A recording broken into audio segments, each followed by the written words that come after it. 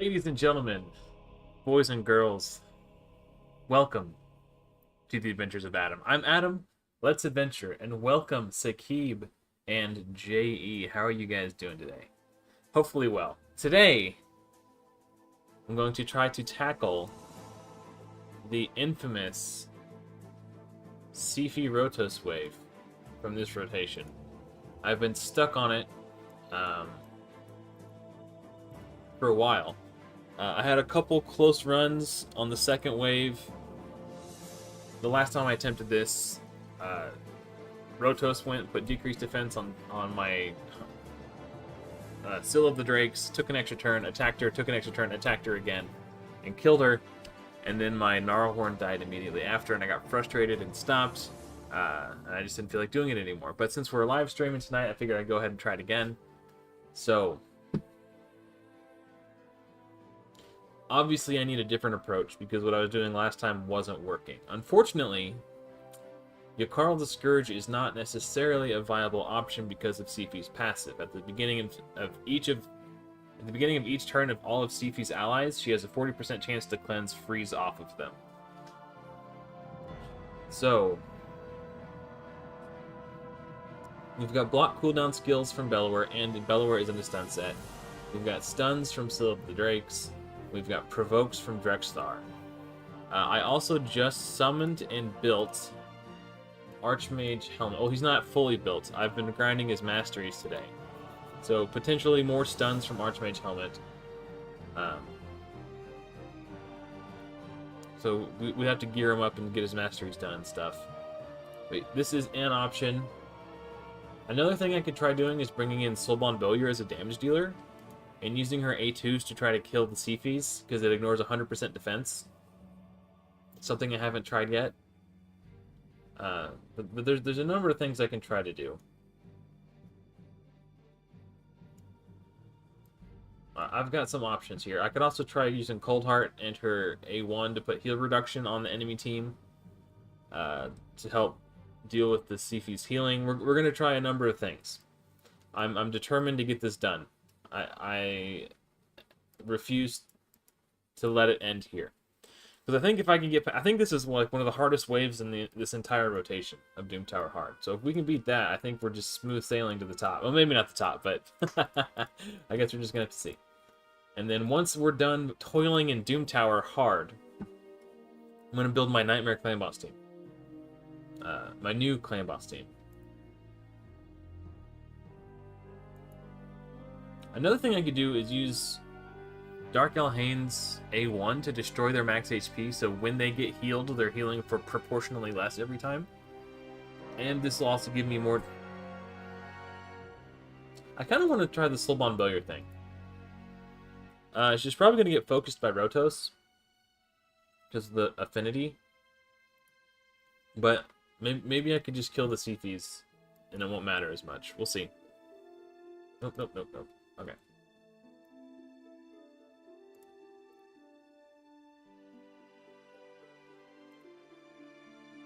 Wow, not a single debuff from Bellower.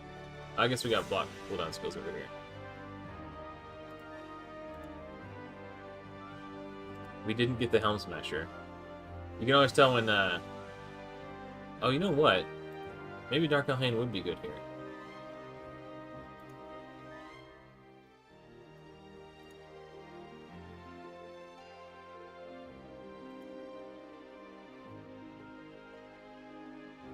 Yeah, she's... Yeah, she might be too squishy. Even Bellower's getting dunked on right now.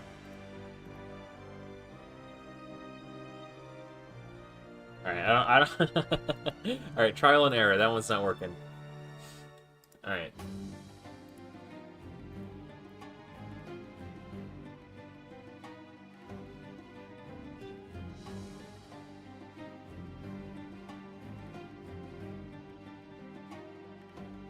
Last time I was using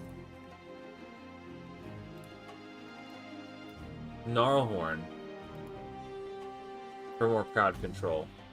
And it was working until the Rotoses on the second wave just started popping off and getting extra turn after extra turn after extra turn.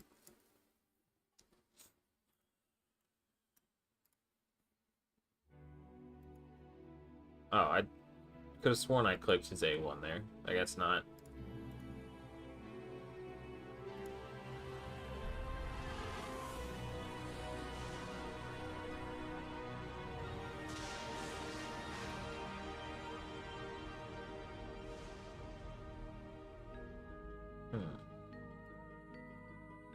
Try to slow him down a bit if I can.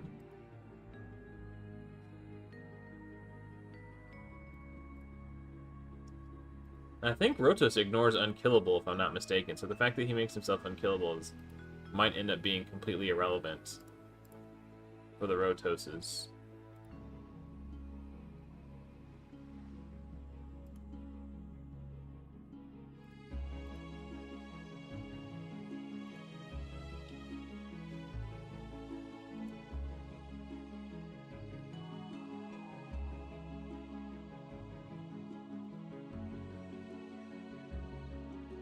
Trying to spread the HP burn from Drexthar everywhere I can. My Gnarhorn build might not be good enough for the moment.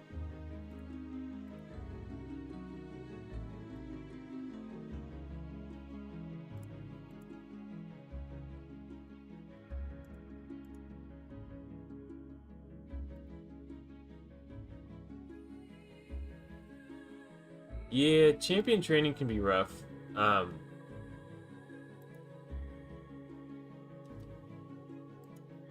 Are you putting points into food champions before you use them as food?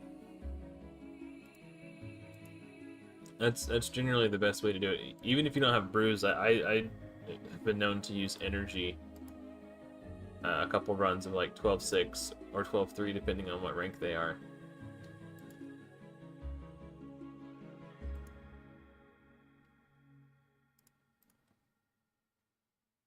Okay. We block cooldown skills, maybe? We got a stun. Provokes on the rest.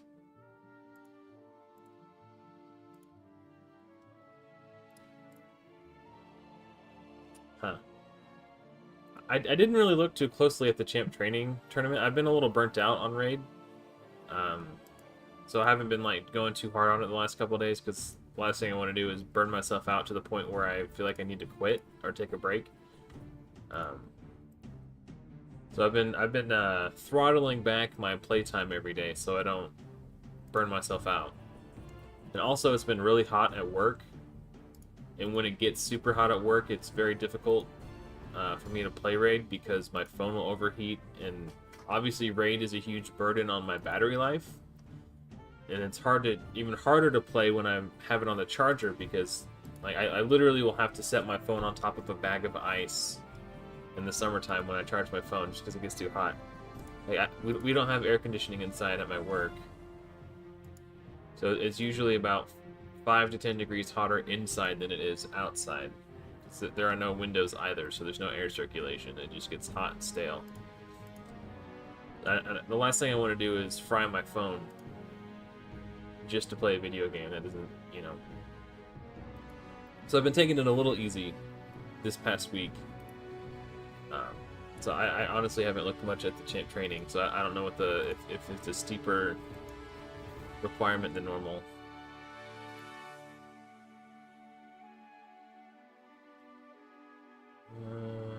Let's do this. This is the only one not crowd controlled.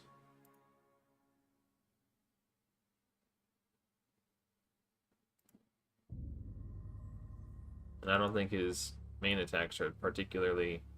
Well, let's see if we can... I don't want to use this provoke just yet.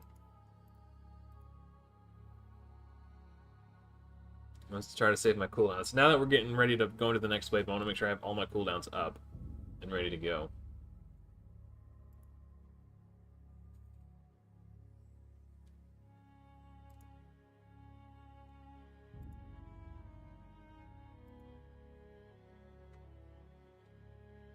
The next wave has been the trickiest so far. I haven't beat the second wave yet. I think there's 3 Siphies and 2 Rotos. So because there's so many Siphies, they're getting a ton of healing. And the Rotos obviously do insane damage.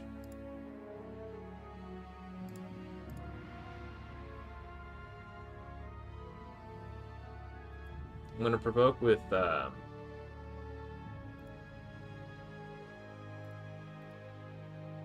Gnarlhorn. Try to get decreased speed on nice on the Seafies.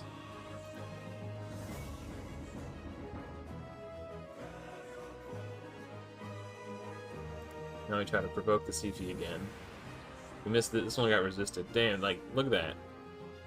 Now he takes an extra turn and goes, like, it's nuts, these Rotos. See if we can slow him down a little bit. I can't revive right now. I have to try to stun this Seafy over here. There we go. Okay. And I'll revive on the next turn. We gotta try to block cooldown skills on Seafy. Nice. And the Seafys will cleanse all debuffs off of Rotos at the start of Rotos' turn, which makes it increasingly tricky. See if we can get the big decreased speed. No. Okay. The Seafy's about to go. If the Seafy gets a turn and does Whirlwind Romance, it's over.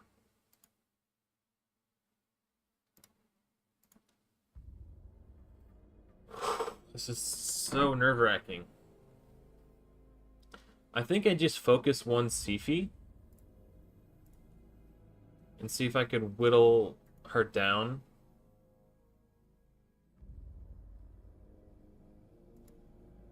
You turn meter pushback. But look, she's full health again. I just...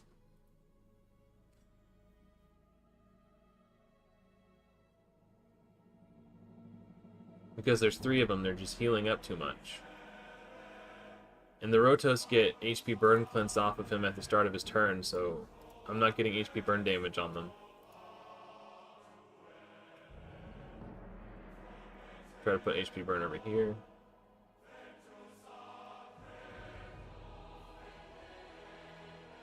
Rotos is gonna go and clap my cheeks. That wasn't so bad.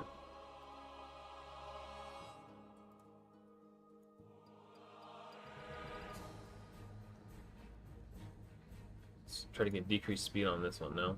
Okay.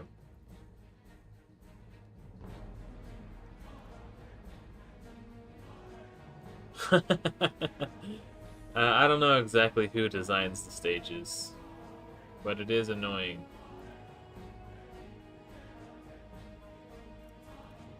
I've, like, if I had Vizix, Vizix would be replacing Gnarlhorn. So I would have the same provoke, but I would also have an AoE decreased speed and turn meter control on the A1. I think I don't want to just give up and say, you know, like, I can't do it until I get Vizix, but if this one goes, it's over.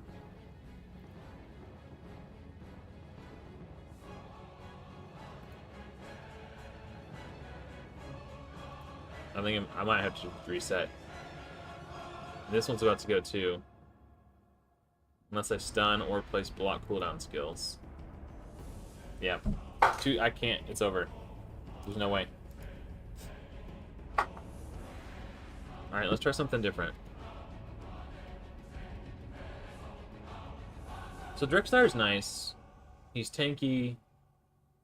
He is a backup provoke for Gnarlhorn when they're on cooldown. But he's been like my primary damage dealer in terms of burns. But the burns aren't as good against Rotos because he cleanses them. So let's try replacing Drexlar with somebody. 5 Armorgers? Maybe. Unfortunately, he's weak. Like, I'll just die to the Rotos. But, yeah. I could try... We can try Archmage Helmet for more stuns, but that doesn't help me with my damage problem.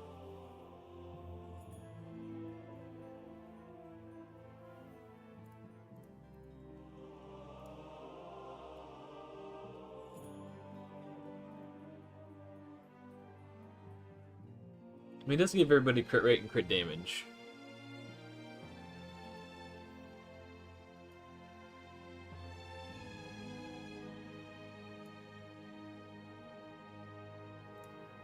Let me try something else.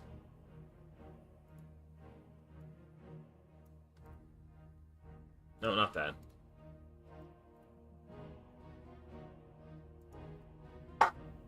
Different damage dealer.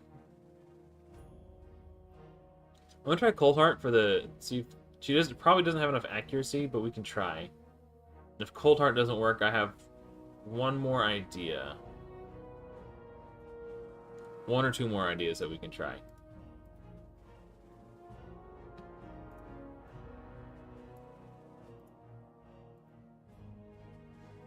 Okay, maybe she does have enough accuracy.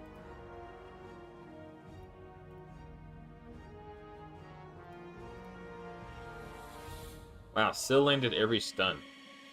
I was hoping to get like maybe one or two to take a little bit of pressure off of Gnarlhorn, but she just smacked them all. Dude, she's already almost at her turn again. Her stun just wore off. It's crazy how fast these enemies are.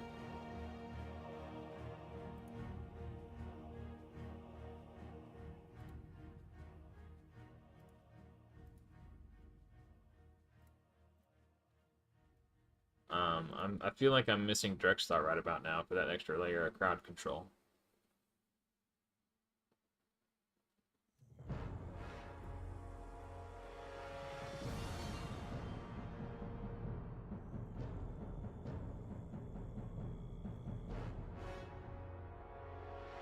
But my Coldheart is in lifesteal, so she can heal back. She does have a little bit of self-healing.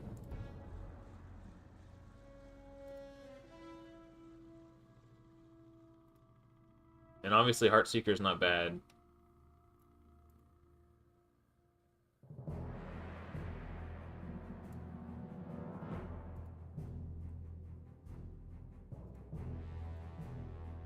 I'm gonna wait on the stun since everybody's Z'd right now. Yeah, she's landing her debuffs. Okay. Maybe we'll be okay.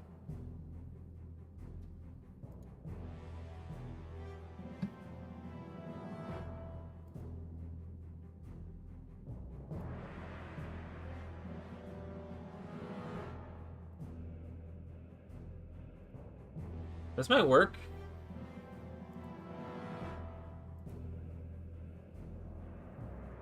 Oh, we missed the one that wasn't already crowd. This was the only guy who didn't have some form of crowd control on him. The stun whiffed. Yeah, we might get Ghostborn here. Or turn meter control on him for the time being, but we need... Here we go. Okay, perfect timing.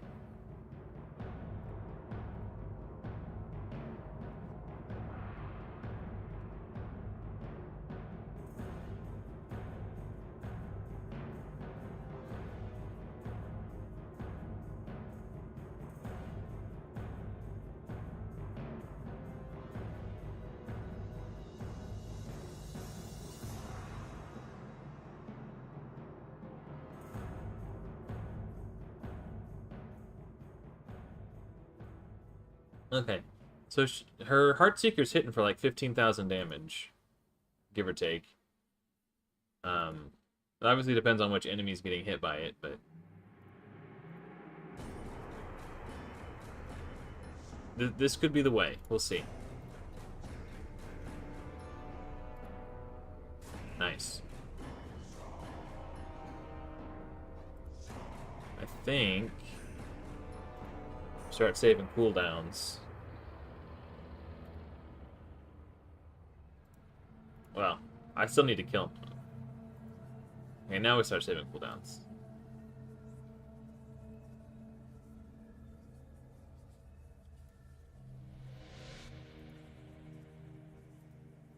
Alright. Moment of truth.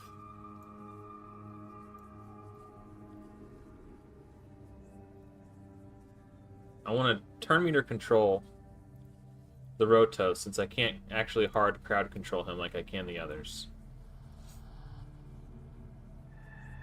prevent him from attacking altogether. If I can.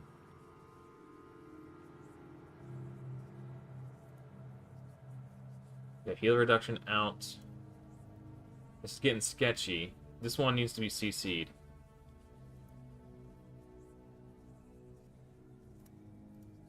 Nice.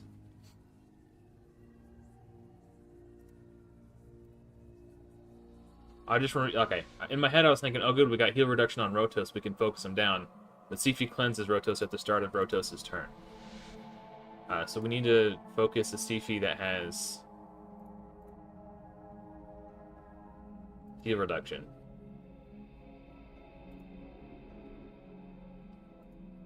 Since she's the only one who's going to be able to be chipped away at.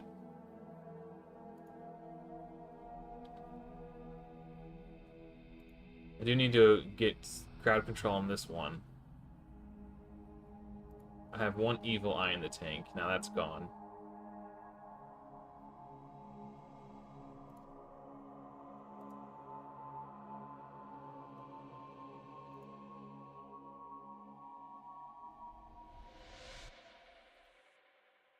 Okay, we got block cooldown skills. We're good. Okay. We're good for another rotation. I'll save the provoke. Look at this Rotos. We're killing it right now. We have not gotten this far. A Gnarhorn's got a provoke in the tank. So let me just try to keep these Rotos from attacking as long as possible. Don't get resisted, please. Nice. Dude.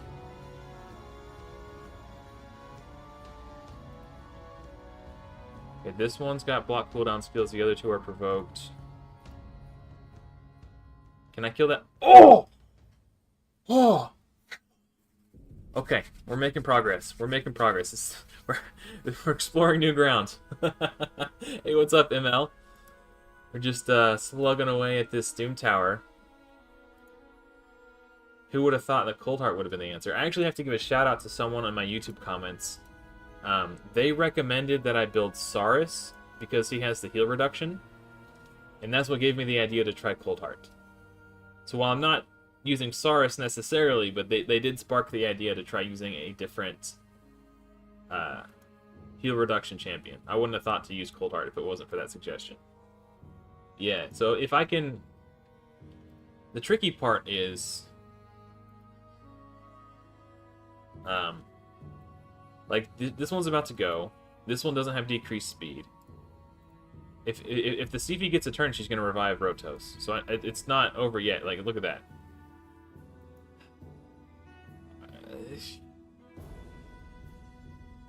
Come on, come on, come on, come on.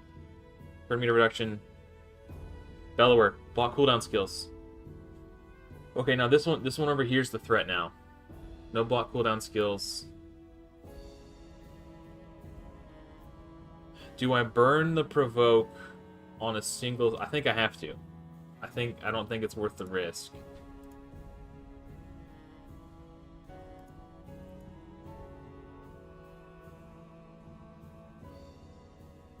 And now just turn meter control Rotos to prevent his turn. I think we're just gonna A1 with Bellower and to make sure we get block. Block cooldown skills is so important. So if you know, I just kind of have to try to go for it. And then if they're all crowd controlled when Bellower gets his turn, at that point I think I can use like his A2 or A3. But now that she's stunned, this one, okay. So block cooldown skills. She's not.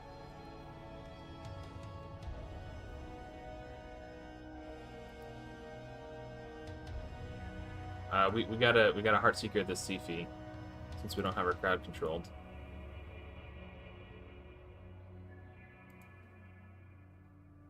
Just try to keep her slowed down. Oof!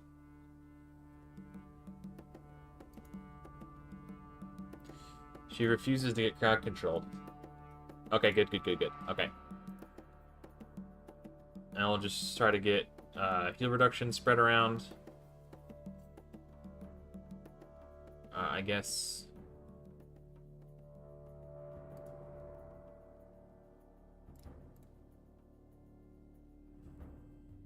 Block cooldown skills, maybe? No. Crap. Crap. Crap.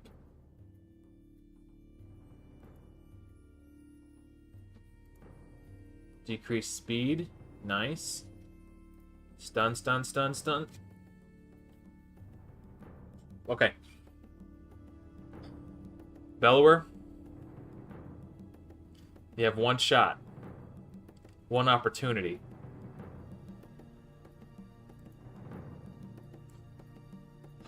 Thank you. You just had to have a little bit of mom spaghetti. That's all it took. Try to spread the heal reduction around. Okay, we didn't get the heal reduction, but okay.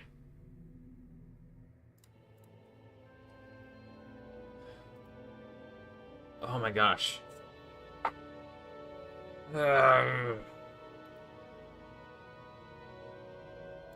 perfect timing. Oh. Dude, that was scary.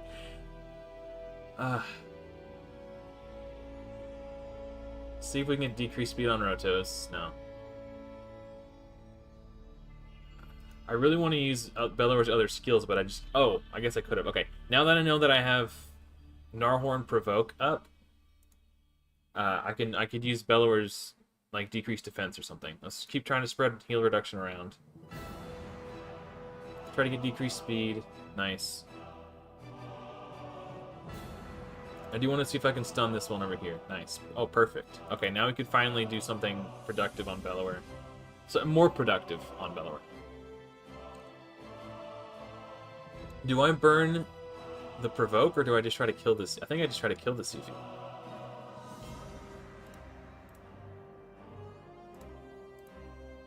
Ooh! Alright.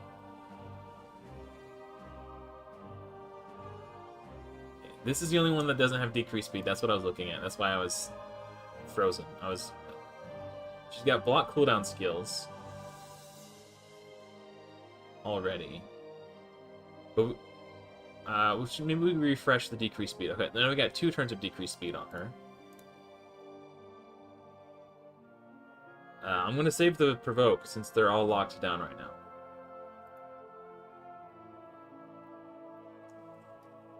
See if we can get heal reduction out. Nice.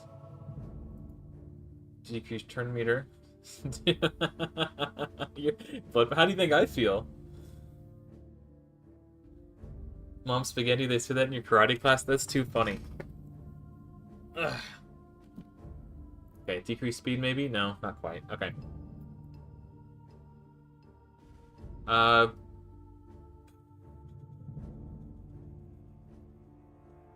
Let's go ahead and provoke just to be safe. Oh, it resisted anyway. Okay.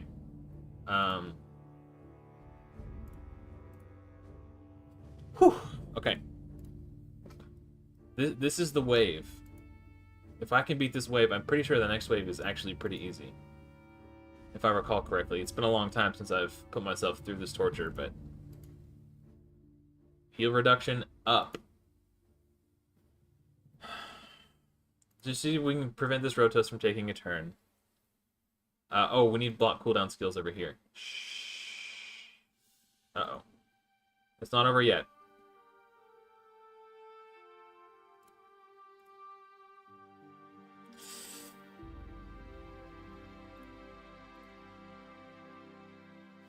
Come on, come on, come on, come on. Somebody get in there and do something.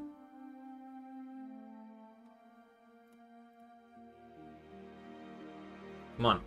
Come on. Don't do me like this. Oh! Haikatoon's turn meter boost!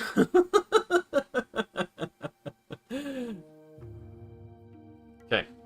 This is why I wanted my Haikatoon fast, guys.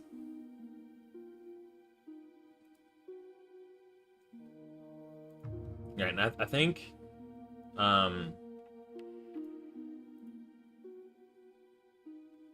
don't know who we should focus down first, Sifu or Rotos. Probably Sifu, so we don't have to worry about anybody getting revived. That seems to make the most sense to me.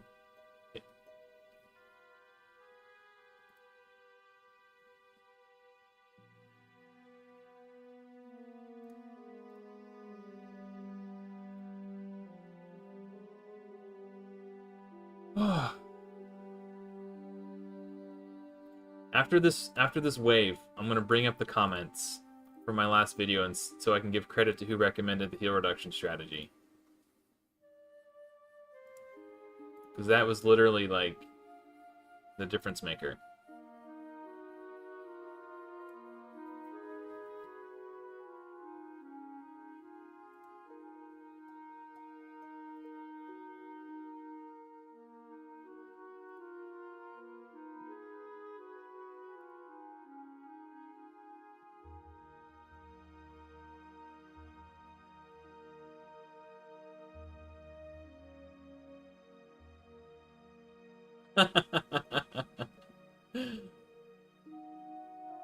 I mean, there's definitely a climax, I can assure you.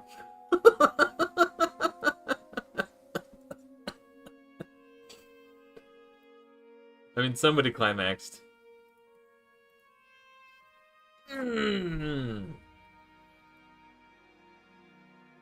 It may have been me.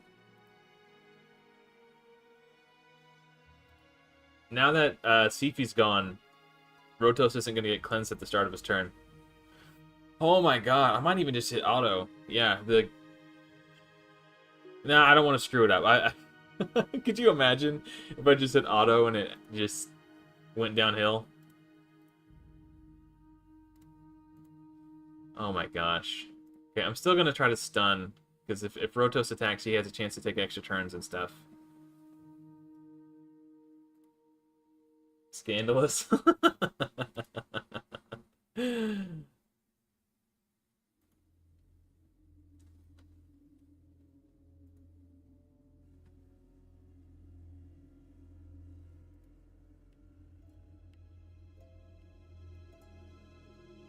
Oh, okay. As soon as this wave is over, I'll bring up my YouTube comments, so we can give a shout out to the wise and wonderful person who recommended heal reduction.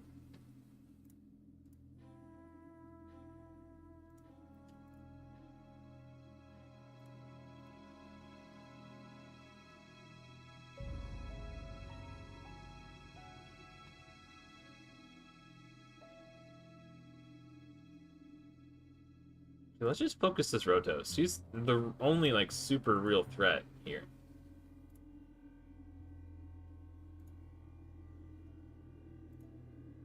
And I think once Rotos is dead, I still don't want to hit auto. I'm too scared. What if I die and have to do it all over again? Because, like, if you think back to how that wave went, I didn't really have an issue with any of the Rotoses, like, really popping off, taking, like, multiple turns. So I actually got pretty lucky. Sometimes that's all it takes. It's just that one good run where everything goes your way.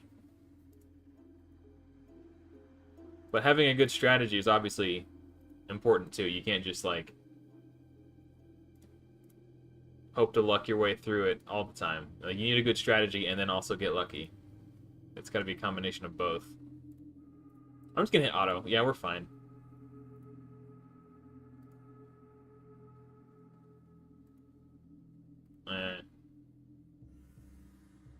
This guy actually does decent damage. I want to target him first. Okay. Now we'll do him because he does decreased defense.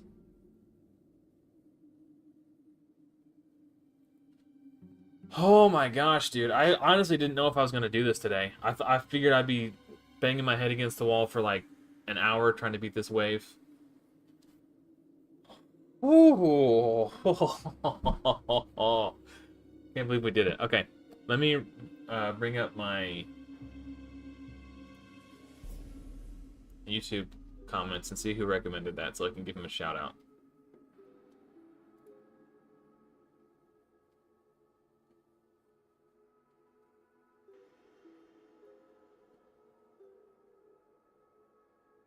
Yeah.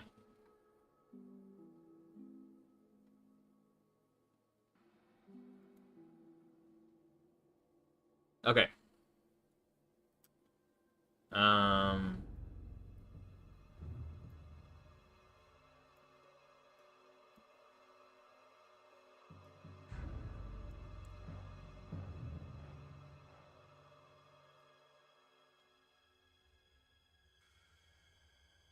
Mazel tov, yes, thank you.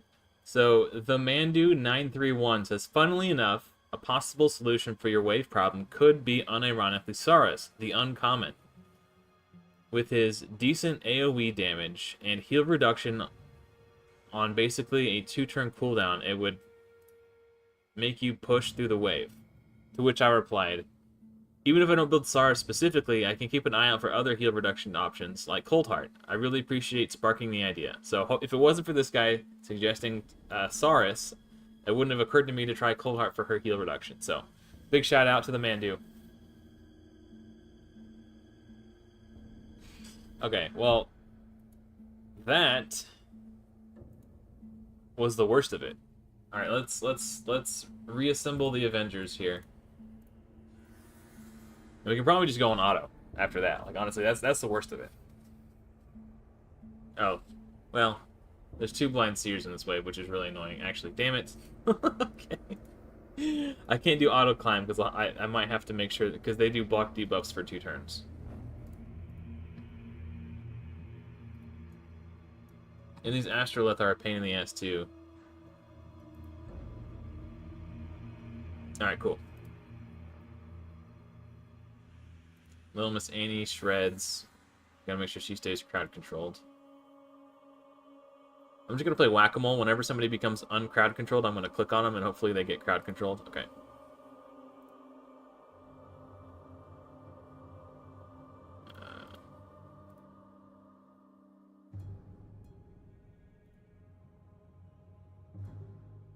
I wish I could turn off this camera moving around. It's really distracting.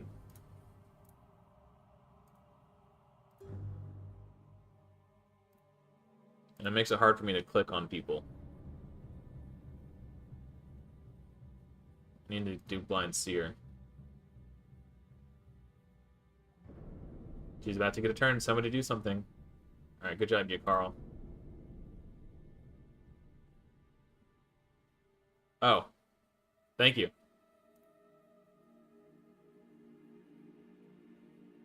Oh, I know what I did wrong. Okay, thank you, thank you.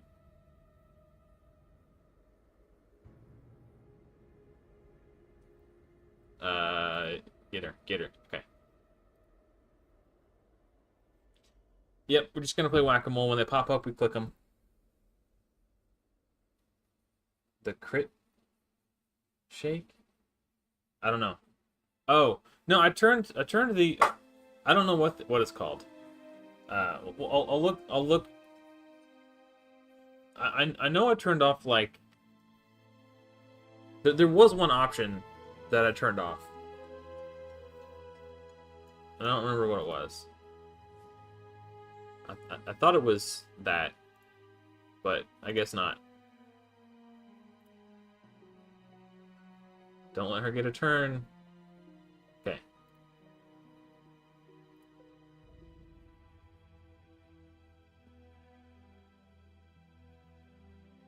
I guess we should probably click somebody else now. Okay, that wasn't so bad.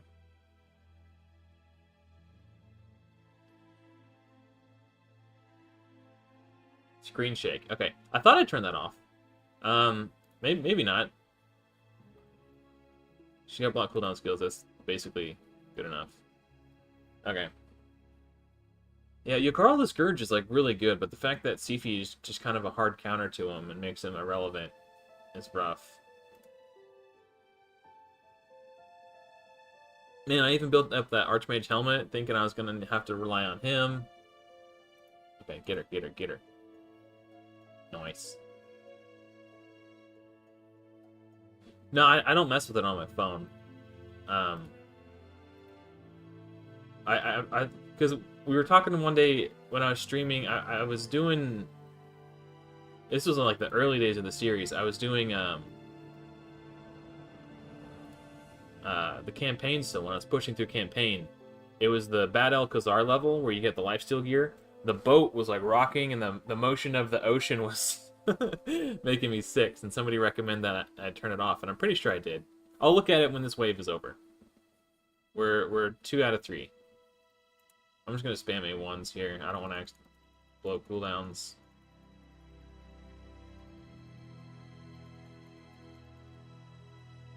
Okay. Blind Seer. Okay, she's good. We're good.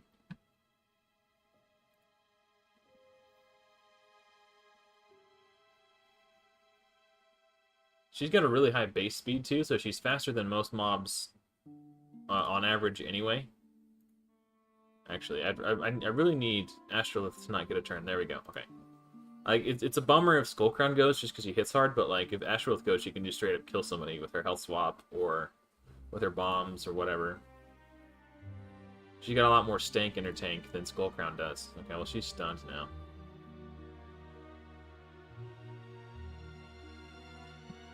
Your Carl's popping off, man.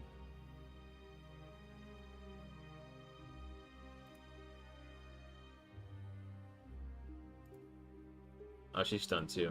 Okay. Dumps like a truck. Truck. Guys like what? What?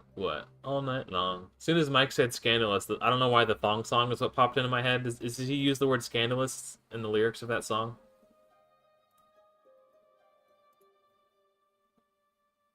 Because as soon as I saw Mike type scandalous in the chat, the thong song is what popped in my head.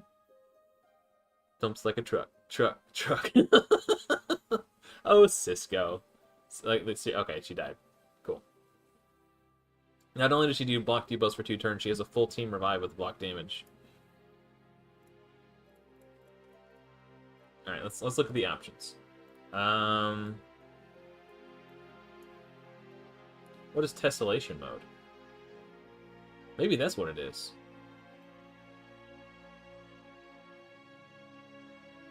We'll come back to this.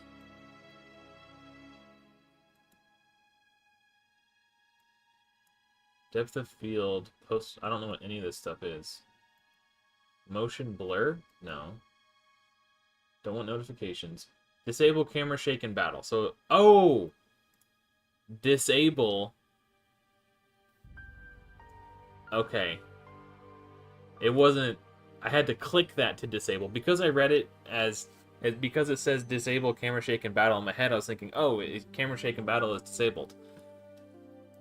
Or maybe when I switched computers, because last time when I did this, when it was recommended to me, I was playing on my old computer. Okay. Well, that'll make it a lot easier to click on the dudes.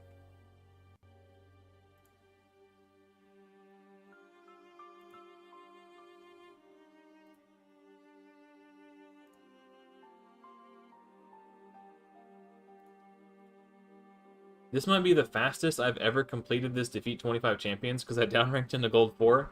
I was able to find like actually legitimate 4-man teams that I could beat. Basically speed ran that challenge.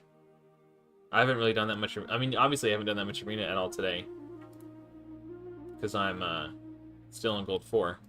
I didn't do much yesterday either. I was watching Game of Thrones instead. I just didn't feel like it. I was like, you know what? We're just gonna watch Game of Thrones. I don't feel like messing with this right now. Is there some... Oh, no. We want speed with, like, accuracy or crit rate. Oh, okay. Nice. Well, I guess we'll just keep finishing out my Doom Tower keys, and then while we're doing that, I'll think about what I want to do next. I legitimately wasn't planning on being able to kill it that fast.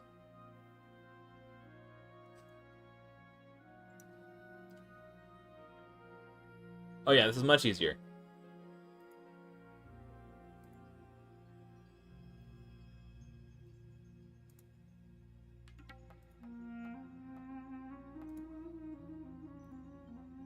So much easier. So I don't think you could actually click on them while the camera is in motion. I've tried. Someone in one of my comments on one of my videos told me that turning that off will make my runs faster too. I don't know if that's true, but it's worth a try. Okay, no. She needs to be. Okay.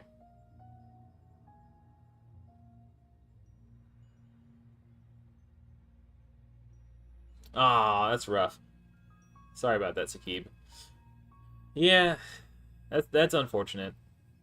This was a weird Forge Pass anyway. It's like a weird hybrid between two different Forge Pass sets. It's like Defiant and Zeal or something like that. Which I don't know if I'm a fan of. I'd rather just get the Defiant set, honestly, because that would just help my Clan Boss teams. Like, if I can do a Guardian set plus a Defiant set on everybody, that would be lit.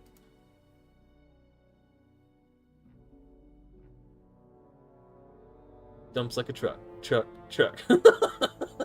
I can't get that out of my head now. We gotta lock down the bad elves so they don't, okay. Cleanse. Solus is kind of an issue too, because he provokes, but that, you know, he hits hard, but... Righteous set, okay. Righteous and Zeal, they, you know, it's very, those words kind of go in tandem together. They're very, not quite synonymous, but close enough. I'm gonna scooch over just a little bit.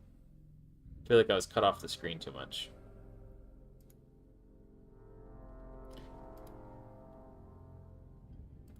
Oh, we gotta get this one. He's got a higher turn meter than the other. Come on, somebody get him. Thank you. Do your jobs, people.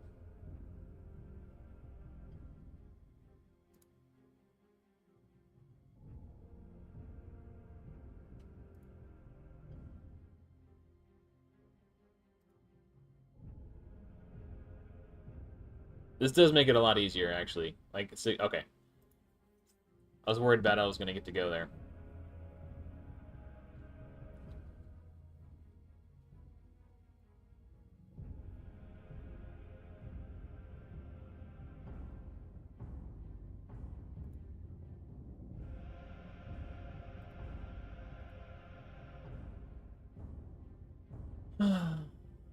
Yeah, dude, every other wave, like that one wave right there is like the showstopper. Floor 66.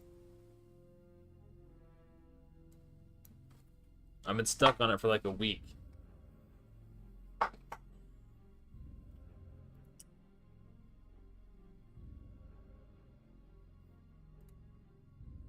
I could, to be fair, I could have tried to mess with it while I was at work, but like I said, it's hard to play at work when it's hot because my phone overheats, and Raid sucks my battery life down, and then my phone overheats even faster when I'm charging it. So, I was just watching Game of Thrones instead. Angling my screen just in case some boobies pop up so nobody, you know. I gotta back myself into a corner when I watch it.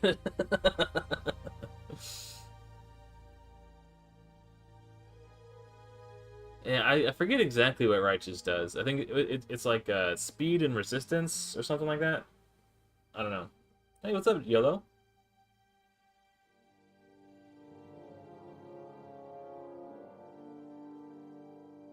Yeah, he does look pretty good. I'm a little bummed that his provoke is on a 4-turn cooldown.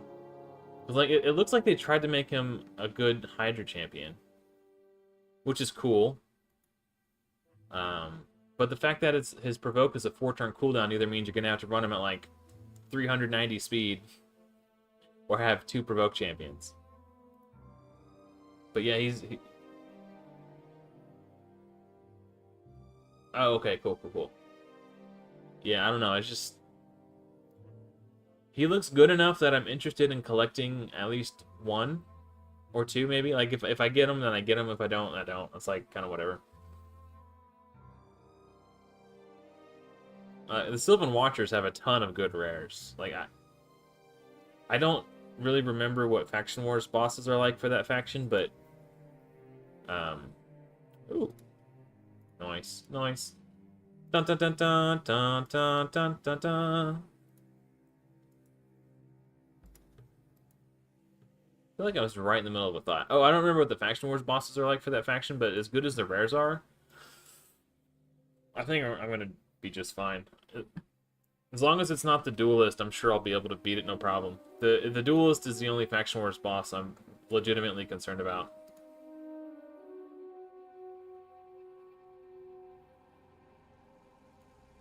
So in Raid Shadow Legends, this guy's name is Saito or Kaito. I don't remember.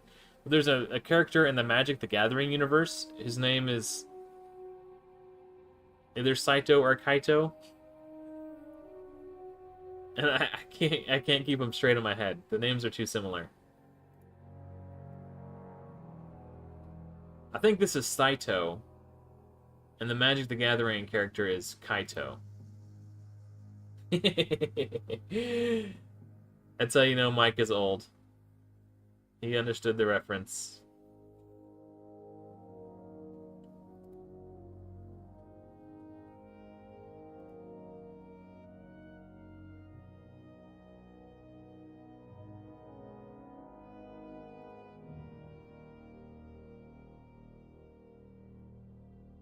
I guess it's not really a reference. I just kind of hummed the themes, the victory theme. Saito. Okay, that's what I was thinking. Because, like, I was watching... I really like to watch LSV do vintage cube drafts. And a couple weeks ago, he did one where he drafted Kaito. And when I was leaving a comment... And Kaito really made the deck pop off just because of the way he was able to build around it. So I was leaving a comment, I was like, man, Saito, it was really cool to see Saito pop off, and I was like, wait a minute, is it Saito or Kaito? And I had to, like, look. I didn't want to look stupid in the comments.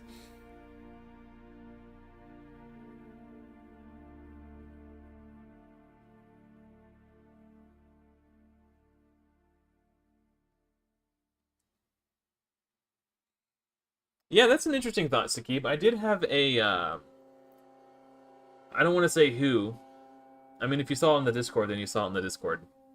But don't say anything if you already know who I'm talking about, because I don't want to announce it officially until it's officially official. But, oh,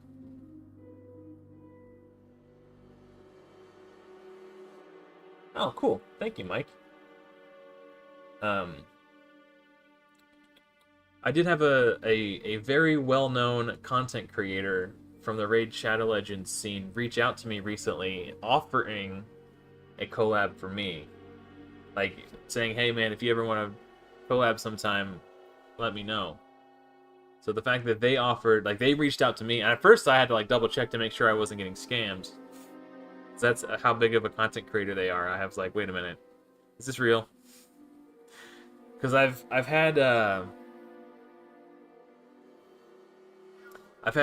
been catfished on Discord by people. I wasn't foolish enough to fall for it because I'm skeptical of everything, but I had somebody pretending. I don't even remember the YouTuber's name. I didn't recognize the YouTuber's name. I had to look it up.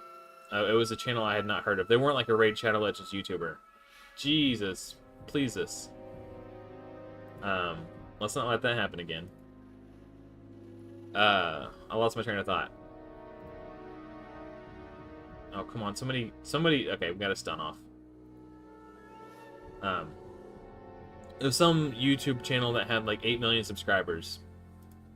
And the way he was talking to me sounded really fishy, which made me suspicious.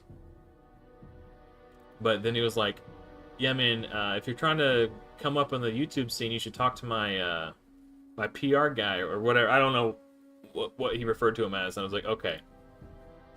So you're telling me, as a YouTube channel with 8 million subscribers, you're trolling through Raid Shadow Legends Discords, looking to help small creators by hooking them up with your guy. That seems super suspicious. And then I got a message from another channel, which was basically starting, or another Discord account, who was pretending to be a different YouTube channel that had like 800,000 subscribers. And basically started the exact same conversation. I was like, okay, I'm pretty sure the same guy is catfishing me from 2 separate Discord accounts. And I was looking at the Discord servers that we had in common, and the only Discord server we had in common was the Hell Hades Discord. So I reached out to Crouching Grandpa, who's one of the Discord moderators for Hell Hades Discord. It's like, hey, I think someone's trying to scam people. And then he banned him. He's like, yeah, that's a scammer. Banned. Thanks. I was like, good job. Go team. So yeah, and then it happened again like a week ago. Someone who was pretending to be a YouTube channel with 200,000 subscribers reached out to me with the same thing. It was like, basically made it seem like he was wanting to collab with me, and I was super skeptical. I was like, okay, if you are who you say you are, comment on this video from the YouTube account that you're claiming to be, so I know that it's you. And I never heard back from him.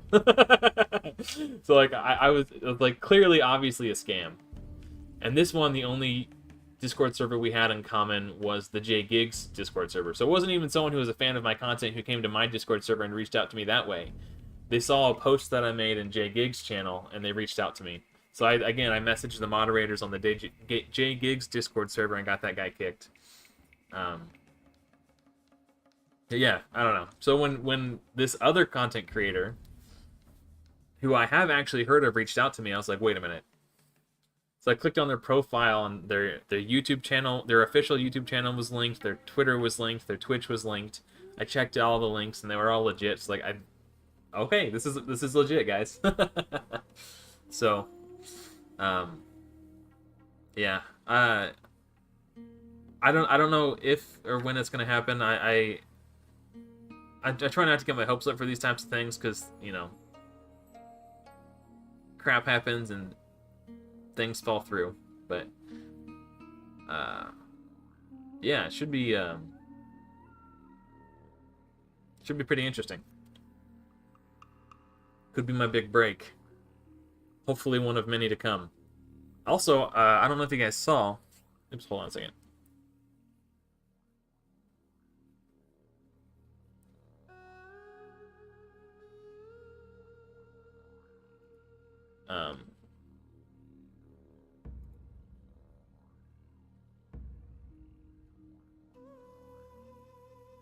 Okay, sorry. I was making sure everyone's playing nice in this Discord over here. Oh, yeah, sorry. I get distracted too easy. So, last Monday, I posted a YouTube video talking about why I'm hyped for the upcoming Fateless game. And the Fateless team saw it, and they seemed to really enjoy it. Like all the members of the Fateless team left very kind and supportive comments in the comments. So that was cool. That was nice to see that they appreciated my video. And then furthermore, a few days later, they shared it via community post to their channel. So that was really cool too. A hint? I'm trying to think of a hint that isn't too obvious. They are from the United States. So, I guess that does narrow it down quite a bit. A lot of the Raid Shadow Legends content creators are from Europe. Good amount of them, actually.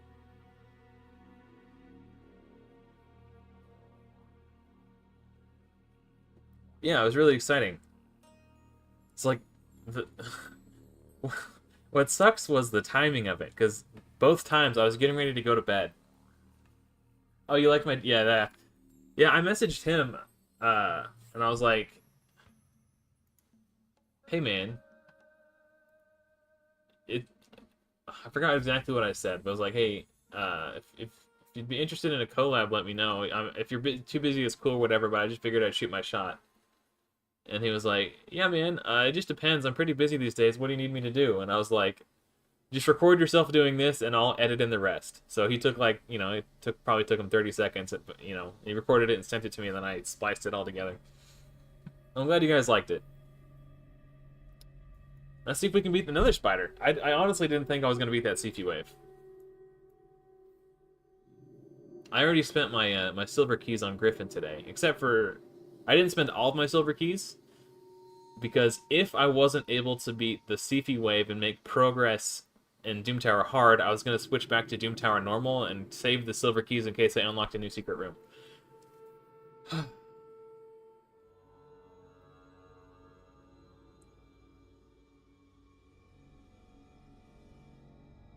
So I don't know. I really don't know what it was that made this other content creator reach out to me for a collab. He didn't say specifically.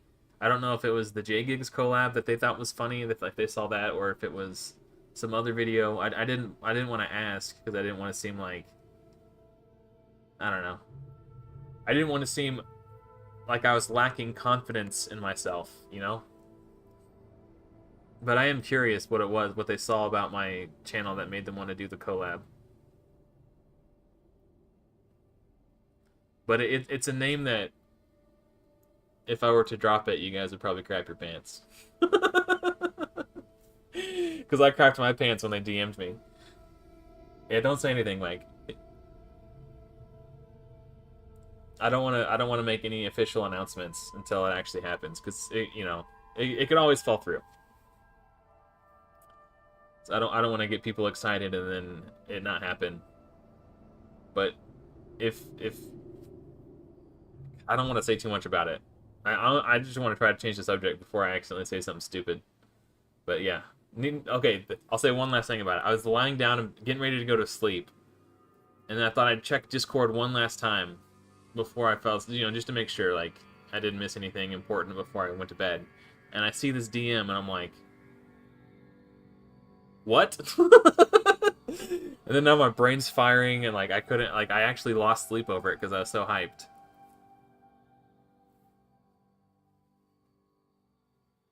So, like, yeah, I don't know.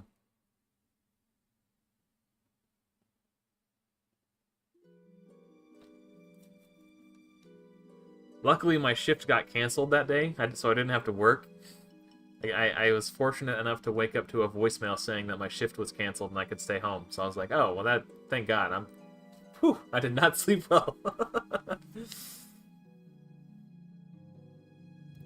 Yeah, man. Yeah. Alright. I could probably do this on auto, but I just want to be safe.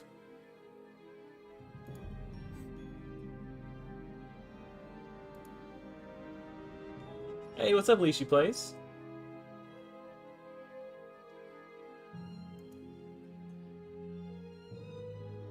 Yeah. I'm gonna wait on the cleanse.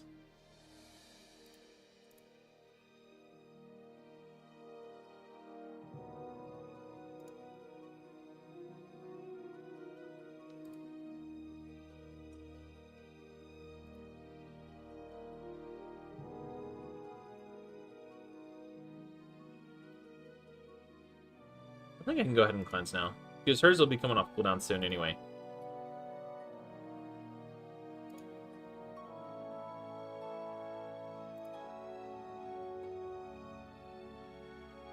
Oh, Drexthar resisted. I thought Drexthar got resisted. I was like, what? Sorry, I just saw resist and I got confused.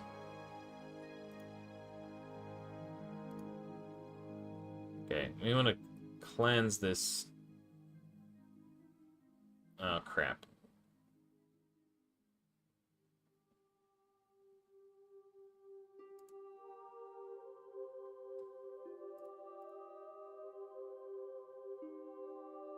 Probably we could just hit auto. I don't know. I don't want to risk it.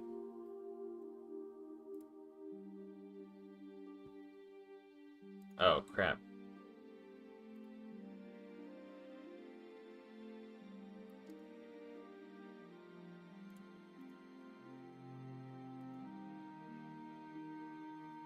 No, we didn't do anything special for Siege. We just kind of... I honestly can't be bothered with it, and nobody seems interested in taking on a leadership role, so we just kind of did whatever.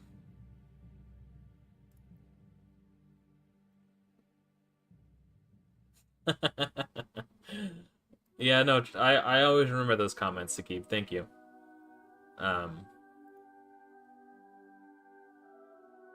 It's very kind of you to say. One of the most important things, or one of the things that determines whether or not a content creator is successful or not, is luck and being in the right place at the right time and just getting that lucky break, because there's a ton of good content creators who just never get that lucky break. Um,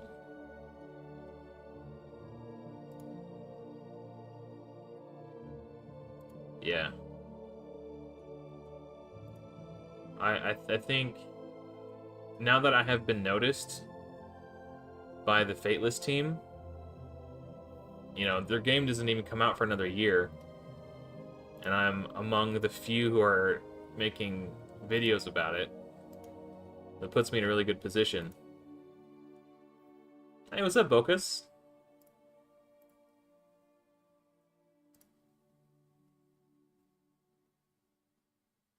Because, like, let's say when the game does come out, for example, a year from now, when people type in, go to YouTube and type in, like, whatever, they haven't, the game doesn't even have a name yet. So whenever they type in the name of the game, I'm already going to have 50 videos out, you know, so the odds that someone watches my videos at that point when the game first launches, I'm going to have a huge advantage in that regard. This is not good.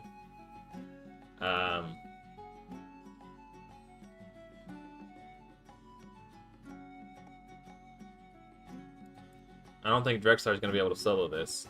Some of these poisons can't be resisted. That does too, yeah, for sure. And the way I got the moderator position was A, being extremely active in their Discord, and B, applying for it. So that did, like, yeah, the fact that they know who I am and I work with them closely, like, all of it helps. Like, I'm if you've ever heard the term manifest destiny, that's what I'm doing here. I'm doing everything I can to set myself up in a good position. Like, I'm putting in the work now, even though I've been in that Discord for over a year. Like, so 2 years before the game came out, I already started putting in work. So yeah.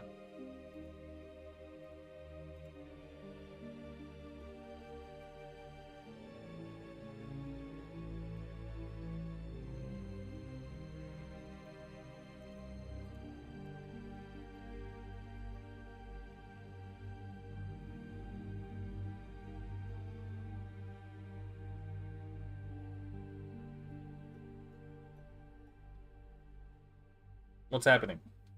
Okay. Oh, thank you, Mike. Yeah, people keep saying that about me. I don't know where it comes from. What is... I've got a clanmate, Sam, who says that a lot, too. He says I'm a really good dude. I don't know, I guess I am. I try to be. It makes me happy that other people seem to think so as well. I try not to be not a good dude. I try to be a good dude, I guess I should say, instead of using a double negative.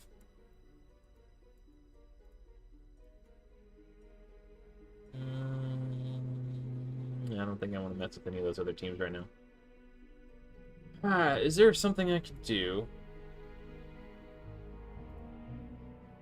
So, well, I think the reason I died was because the spiderlings were attacking and stacking up a bunch of poisons, and it coincided with when the boss instantly activates all the poison debuffs.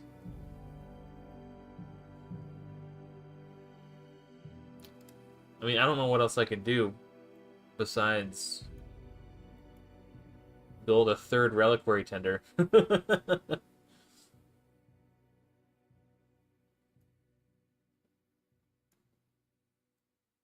Well, thank you, Mike. Another thing I could try is crowd controlling the spiderlings. So I'm not getting poison stacked up on me by the spiderlings. I won't die when the boss activates them.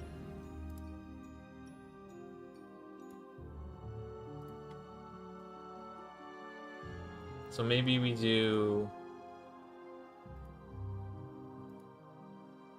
Try that.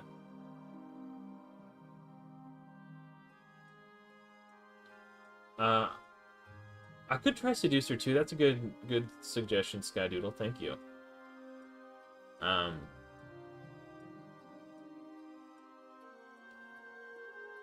want to try this first. If I could just freeze the spiderlings and they can't attack me.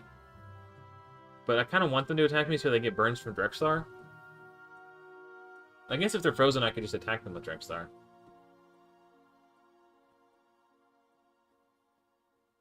I'm gonna try this first. If this doesn't work, we'll try Skydoodle's suggestion and try the block debuffs.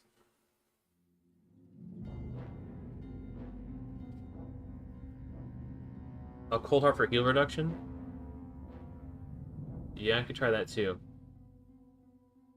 I'm gonna try this. Just I feel like this is the simplest approach. Yeah, the big spider's poisons can't be blocked or resisted, but I don't know if that's true for the little spiderlings or not.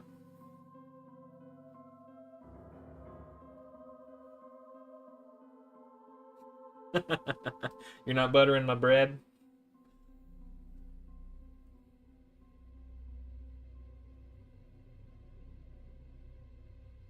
Yeah, okay, so the thing about this comment right here, Mike, you say I don't look to take offense when people give me sideways comments. This took a lot of practice.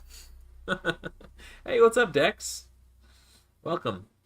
Yeah, this took a lot of practice. This isn't my first YouTube channel. Back when I was playing Hearthstone about 7 years ago, um,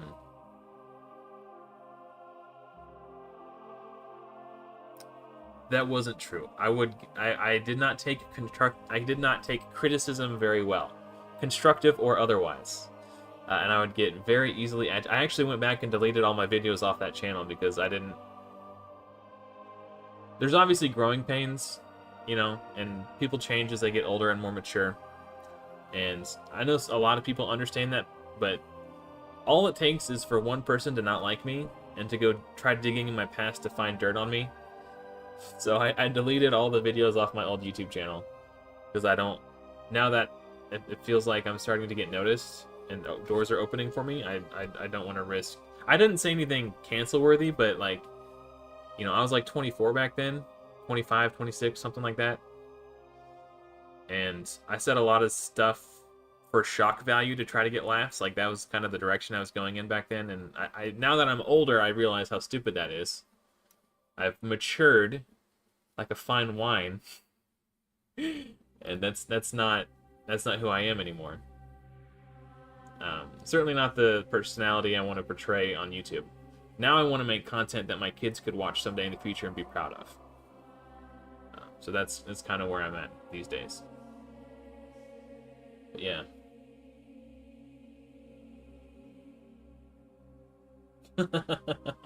It wasn't dirt so much. It's just when I go back and watch this, every now and then I'll feel nostalgic for Hearthstone and like I wonder what. Let me watch some of my old videos. So I'll watch my old videos and I'll just like cringe, like, oh, I can't believe I said that. You know, it's nothing that would, you know, I wasn't like being openly racist or anything horrible like that, but it's just enough to like, this is kind of not in good taste. So I deleted all those videos and I was like, all right, that chapter of my life is closed. I'm a different person now. Let's just get rid of that stuff. There's no reason for it to be there. It wasn't making the internet a better place by it existing. I don't know if it was making it worse, but it certainly wasn't making it better. But yeah, I have learned to. I think that I can actually remember the precise moment that it clicked and I had that epiphany. I was listening to a podcast featuring Adam Savage. It's an untitled podcast. But they talk about like being a maker and making things and mastering your craft and all these kinds of things. And something that Adam Savage said that really... Oh, crap.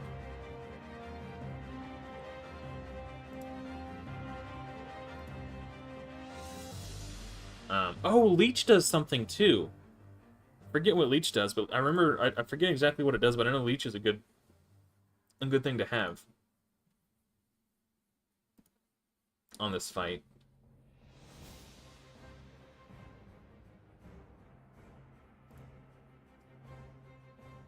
If you can put Leech on the Spiderlings, it does something. I forget what it does, though. So that came from his Harvest Despair Mastery. I feel like I was totally going to say something. Oh, Adam Savage. Okay. So he was talking about, like, mastering your craft and how, like, you should never assume that you know everything there is to know about it, whatever it is that you're doing. Like, you always have room to grow. And if you assume that you know everything, you will stop growing and you'll stop learning. No, I think Leech does something to the Spiderlings. Because if you look at HellHades.com and look at Mashald, he's rated as a 5 out of 5 champion for this fight because of his AoE Leech. It actually does something.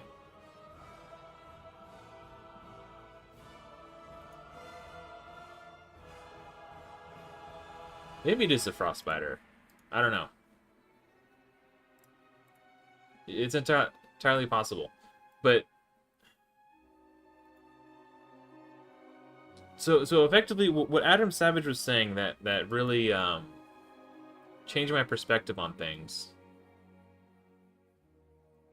was that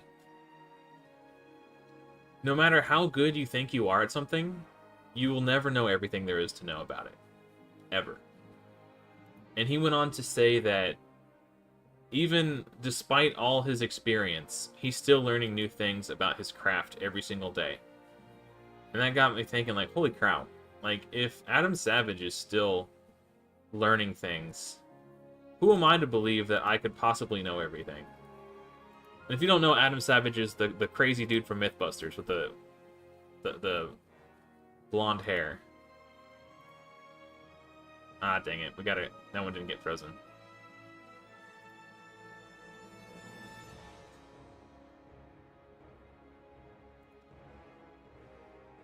And I distinctly remember when Doom Tower first came out, people talking about how Leech was good for these Spiderlings somehow. I don't know. Oh, this one's not... Okay. I'll try to get HP burnout. No. Also, another way... Like, if I can kill the Spiderlings, then they can't attack me either until he summons new ones.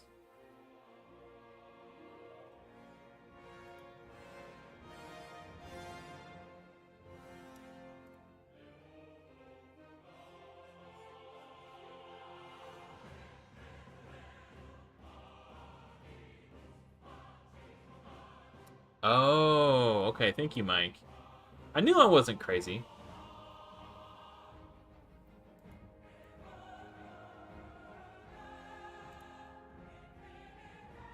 See if we can freeze this one. Nice. Oh, this one wasn't... Okay, crap. When they counterattack, they heal the big spider, so it's really important that I don't attack them unless they're frozen.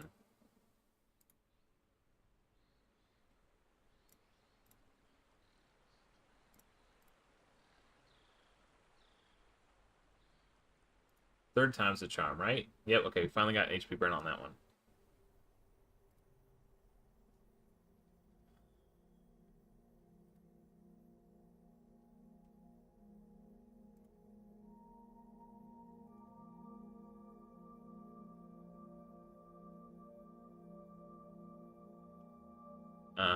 Let's see if we can put burn on this one. Nice. So yeah, sorry, back to my Adam Savage story. So he was basically saying that you shouldn't ever assume that you've mastered your craft. There will always be more things to learn, and the moment you assume that you've learned everything there is to learn is the moment you truly stop learning, because you sort of like it sort of becomes like this self-fulfilling prophecy. Like once you assume you know everything, you effectively do, because you won't ever learn anything else. Because you assume you know it all. So you're not open to learning new things. And I thought that was a very profound and interesting way of looking at the world. And it from that moment on, it changed the way I approach things. And I learned to be way more open-minded. And as a result, I learned to take criticism better. Because I was like, you know what, maybe this guy who is telling me I'm doing it wrong, maybe they're onto something. Maybe I shouldn't just dismiss them and think they're an a-hole. Maybe they're actually trying to help me. It allowed me to become way more humble.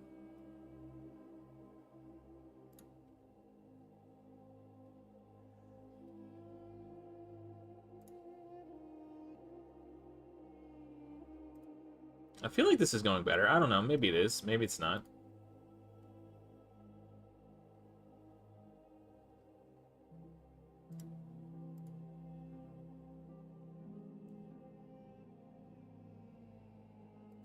I mean, there's only 2 spiderlings up right now. It's not going poorly. Actually, when they summon the spiderlings, they do an ally attack. So maybe I don't want to kill these 2, so that they stagger in. So instead of getting ally attacked by like 4 of them, I'll have these 2 frozen, and I'll only be getting ally attacked by 2 of them. If I kill all 4 of them, then they'll all summon in at the same time. See right here, I get ally attacked. Okay, I'm gonna cleanse with this one, and revive with the other. I'm gonna wait on the AoE until they're higher turn meters. Oh, sure. Okay, that's fine. We can revive with the other. If I don't die. Ooh, okay. Well, that was a kind of a high risk play. I'll have to revive the other reviver.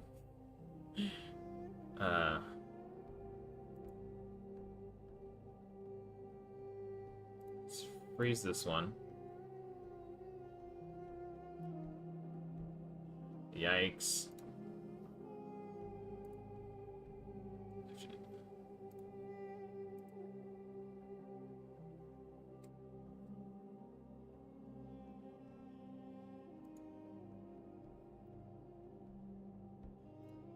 Ooh, that was close.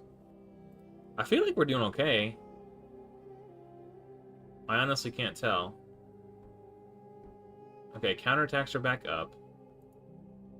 Maybe I don't want to kill them, because killing them means they respawn, and then I think I just try to keep them frozen without actually killing them. I think that's the play. I think we don't kill them to avoid the ally attacks.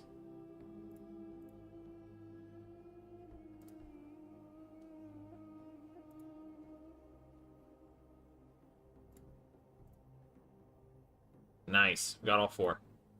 So I'm only going to attack them with Drexlar to apply HP burns. I think that's my new plan.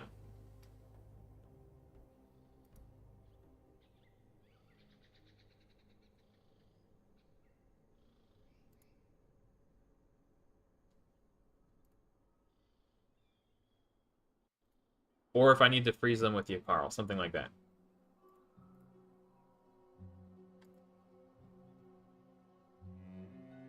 I don't want to kill this. Well, HP burn on the boss. Or HP burn damage to the boss.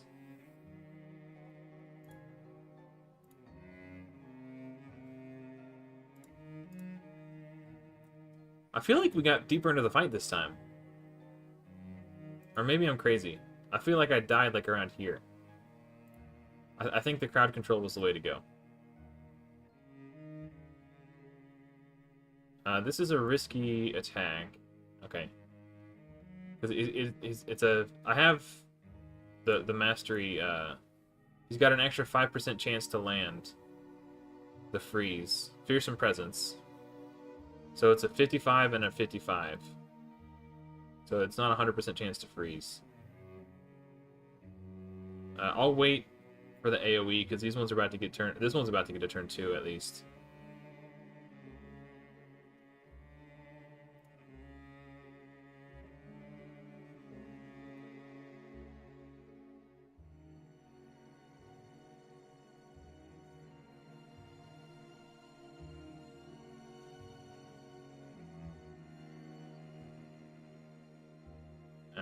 Oh, baby. I think that was Brimstone.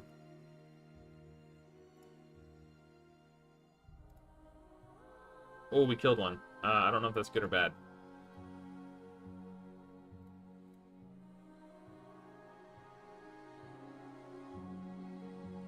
I guess it's fine. I think we got this. We're all full HP. Very few poisons.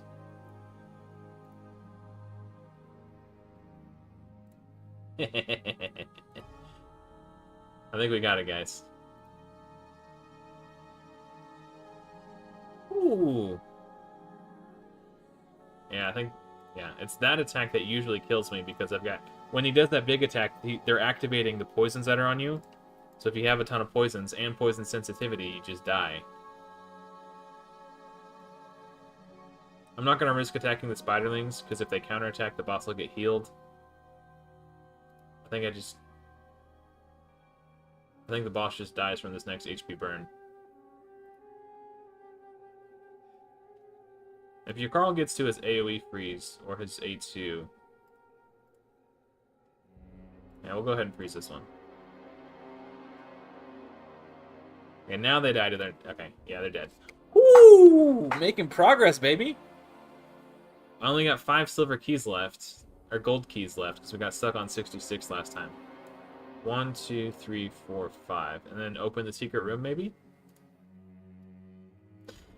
Whew, man, we're cooking today.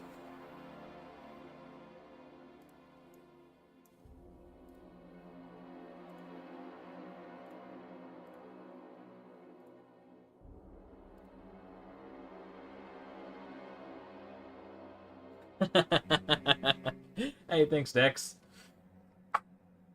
Whereas only is the way the game was meant to be played. I've been saying this the entire time. If I didn't think I could beat the majority of the PvE content, I wouldn't have even bothered starting this series.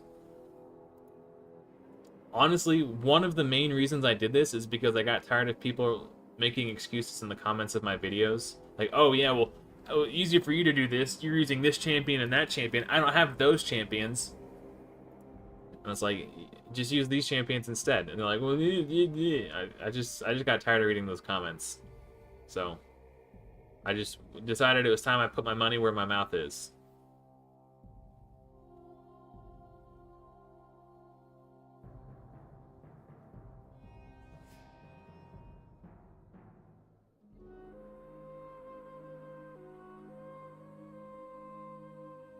Dude, Yakarl the Scourge, Drexlar Blood Twin have been absolute massive units for this account.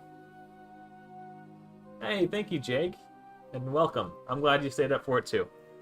I know it's getting kind of late for the people in the States. Hopefully our EU friends will be waking up soon and joining us.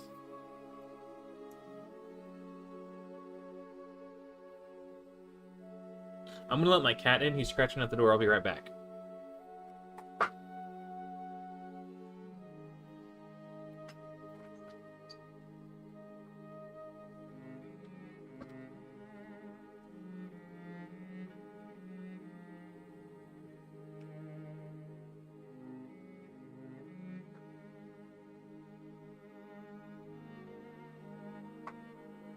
Oh, crap. I ruined my green screen. Wait.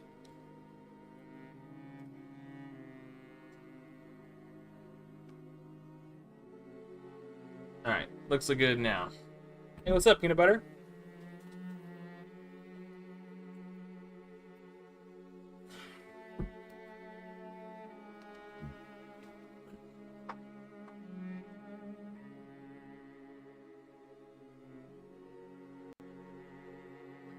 What was that, our second try on the Sifu wave? It took us 2 tries. Like, we tried it with Soulbond Bowyer, and that didn't work. And then we put on Coldheart. We did it on our second try. I think. Who would have thought that little old Coldheart would have been the counter to the Sifu set we needed? She solved 2 problems simultaneously. She gave me heal reduction to overcome the Sifu's passive healing, so that I could actually whittle them away enough. And the second problem was she actually brought damage. So a little bit of a 2-for-1.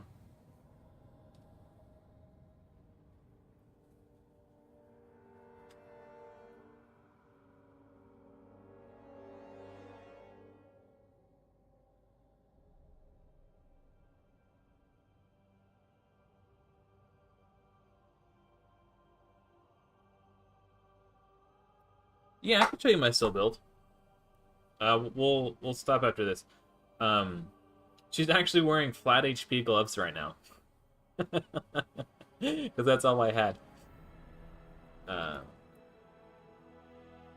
Which it's working, so if it ain't broke, don't fix it, right? So her total stats are 52,000 HP, 3,200 defense, 202 speed, and 350 accuracy. The 350 accuracy is important for Doom Tower Hard. To land your crowd control effects through the waves, you need at least 350 to 400 accuracy. It varies enemy to enemy depending on what their base resistance is. So Mountain King, for example, has 90 base resistance. So in order to overcome his resistance, you need like 400 accuracy. But 350 is enough for like 99% of the enemies you'll encounter in Doom Tower Hard. At least for wave content. So this is where you want to aim if you're pushing Doom Tower. Over 200 speed is good, and then at least 3,000 defense and over 50,000 HP. And I've got her in a curing set. I know that the meta is to use Relentless, but the whole point of the series is to make guides that are relatable to as many people as possible, and not everybody has good Relentless gear, so I opted for curing as a runner-up, I guess. An additional viable option. So we're just looking for speed and accuracy in her substats. Speed, accuracy, HP percentage, accuracy, speed, resistance, defense, flat HP, speed, accuracy, HP percentage, speed, defense, accuracy, speed, accuracy, resistance. It's unfortunate these didn't go into accuracy. Like, maybe someday I'll put her in a high resist build and I could use these. I think she had... There was another piece I thought that had resistance rolls. Maybe not. But we got accuracy on the banner, defense on the necklace, and defense on the ring. That's my still build. Yeah. For Doom Tower Heart, it also helps that I got this. I pushed this for Clan Boss specifically, but obviously it works everywhere. I think I put... No, I didn't put accuracy. Okay, I lied.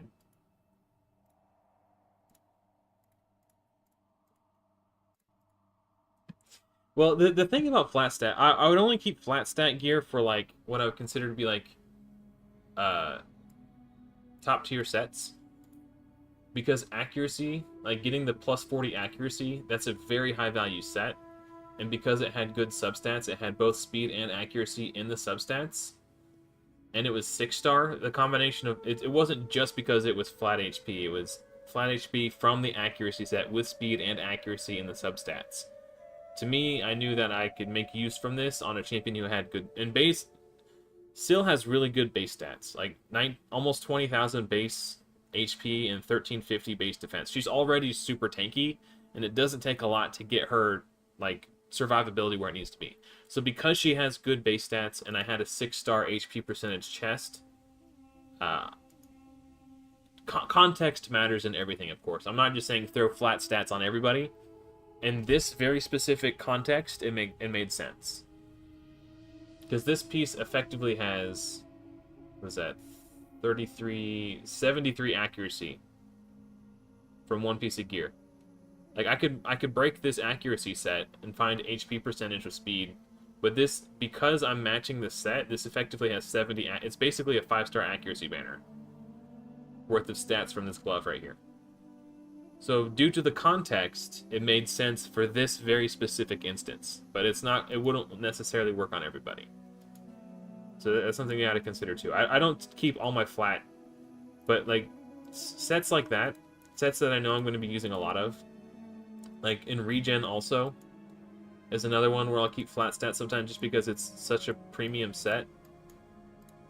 I will keep flat HP gloves and chests sometimes.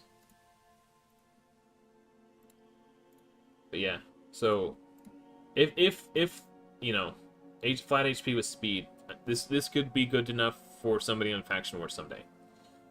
So it just depends on the context, and how abundant, you know, like if it's a set that I know I'm going to be using a ton and I'm going to be stretching it very thin across multiple champions, then I'm a lot more lenient on whether or not I'll keep flat stats.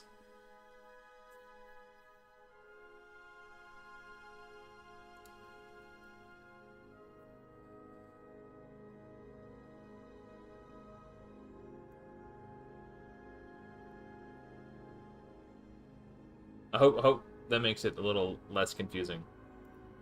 But Syl is kind of a beast. So it's she could handle it.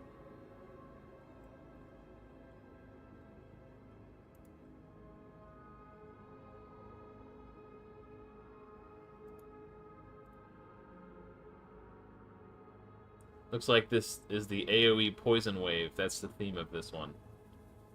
Or AoE poisons, AoE poisons, AoE HP burn, single target poisons.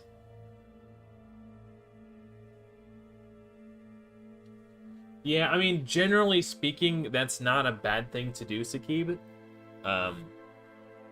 That's not a wrong thing to do.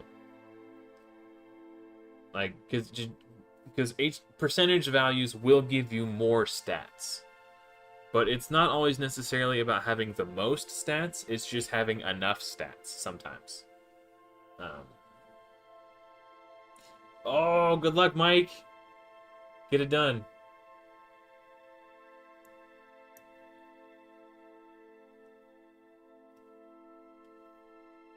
Yeah, so I would argue if you're not if you don't have a high level of knowledge and know what needs to go into a champion's build, I wouldn't recommend keeping tons of flat stat gear. I feel like I've got a pretty good handle on it, and I don't know.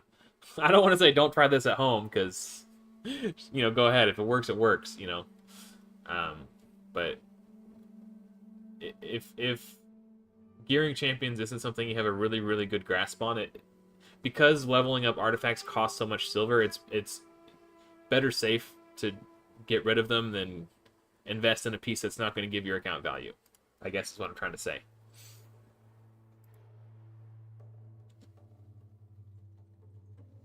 But certainly, I don't know. Every account is different. Every piece of gear is different. Every build is different. Like, those same exact pair of gloves might not have worked on a different champion's build because they have different base stats.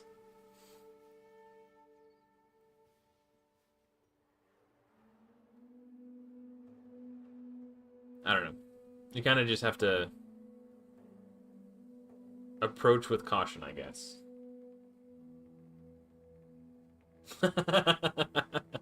Yeah, stay safe out there, guys.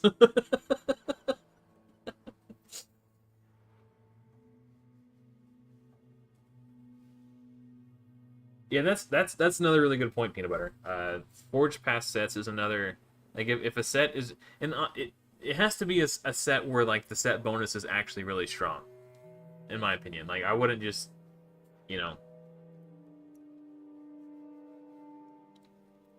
But to me, I know a lot of people say the accuracy set isn't any good because the perception set exists, and I think that's just a horrible fallacy. Like,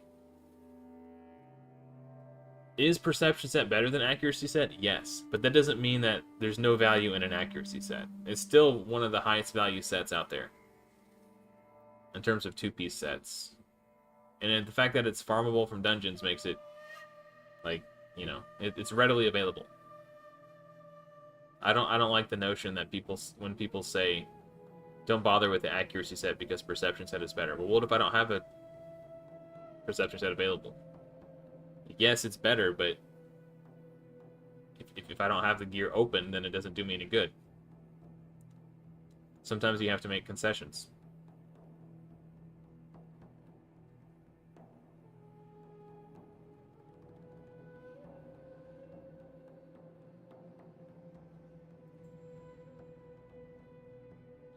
And my account in particular is severely lacking in perception gear because I spent the first many months putting all of my bloodstones, which is the forge material for perception set. I was spending those bloodstones crafting deflection set because from the beginning I thought that was what I was going to need to do to beat Bommel. So bounce Bommel's bombs back at him and kill him that way.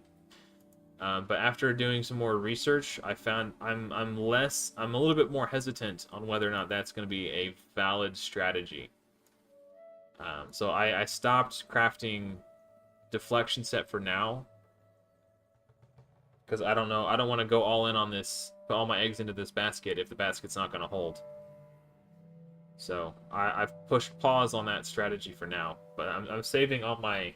I'm saving the bloodstones in case I need them for that, but until I'm sure that that's a viable strategy, I'm not crafting anymore. So, my cat wants to go back outside. I'll be right back.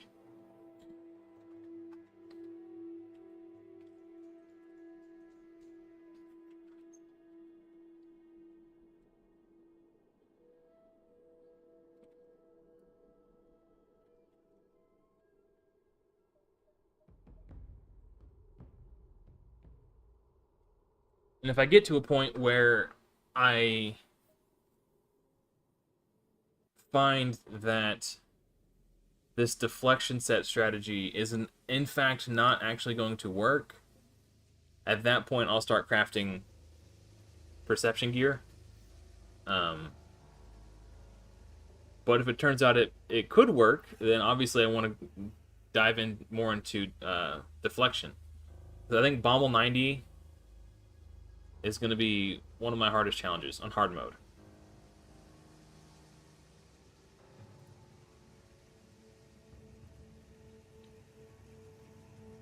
He's just such a nuisance. But one thing to remember is this is a strategy game. And it's up to each individual to determine what the best strategy for them is. And if you are of the opinion that flat stack gear are not right for you, then don't use flat stack gear. That's a strategy that you can employ. But as the owner of this account, the person who's making the strategies, jeepers, that was a hard hit. As the person who's making the strategic decisions for this account, I've decided that some flat stack gear, depending on the set, could be worth keeping.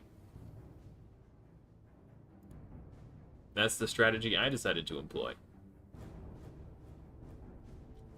And just because it worked for me doesn't necessarily mean it'll work for you, you know. So, just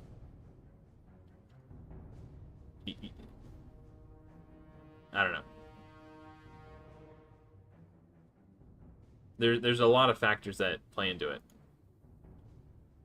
Actually.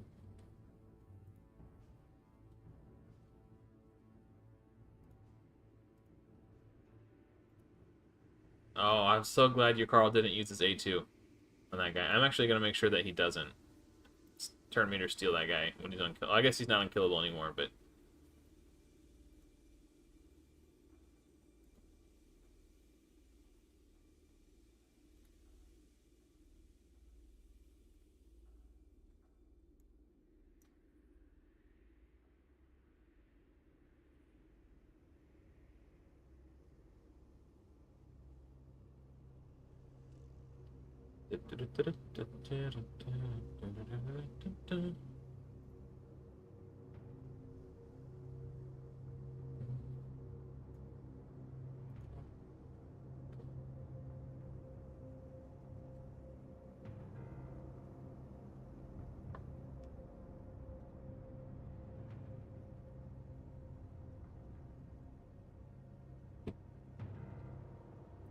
I've been watching House of the Dragon lately, and I've been really enjoying it. And it has inspired me to go back and finish Game of Thrones. I never finished it on my first watch through. I stopped at season 5. So like, because of the way they were rushing through the plot lines and tying up all the loose ends, the pacing of it was less than desirable, and I was getting really frustrated with how I felt let down by it a little bit. So I stopped watching it season 5 was the last season that I watched. And then after hearing the populace taking a dump on season 6 and 7, I was like, okay, well, I guess I didn't miss anything. But now I've been watching House of the Dragon. I'm like, man, this is pretty good. And it made me want to go back and watch Game of Thrones again. So I started watching Game of Thrones again, season 1. It's been like, I don't know, 8 years since I watched season 5. So I wanted to get a full refresher course. And I didn't want to just jump straight into 6. But I forgot how good that show was. Like, I remember being good. It's really good. Man, it's held up. For sure.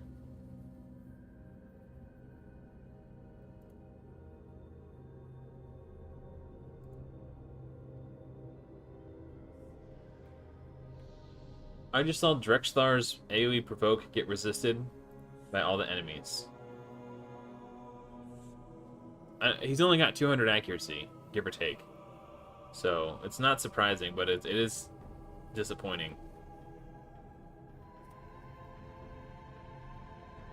I could swap Haikatoon and Drexthar for the accuracy aura, but I don't know.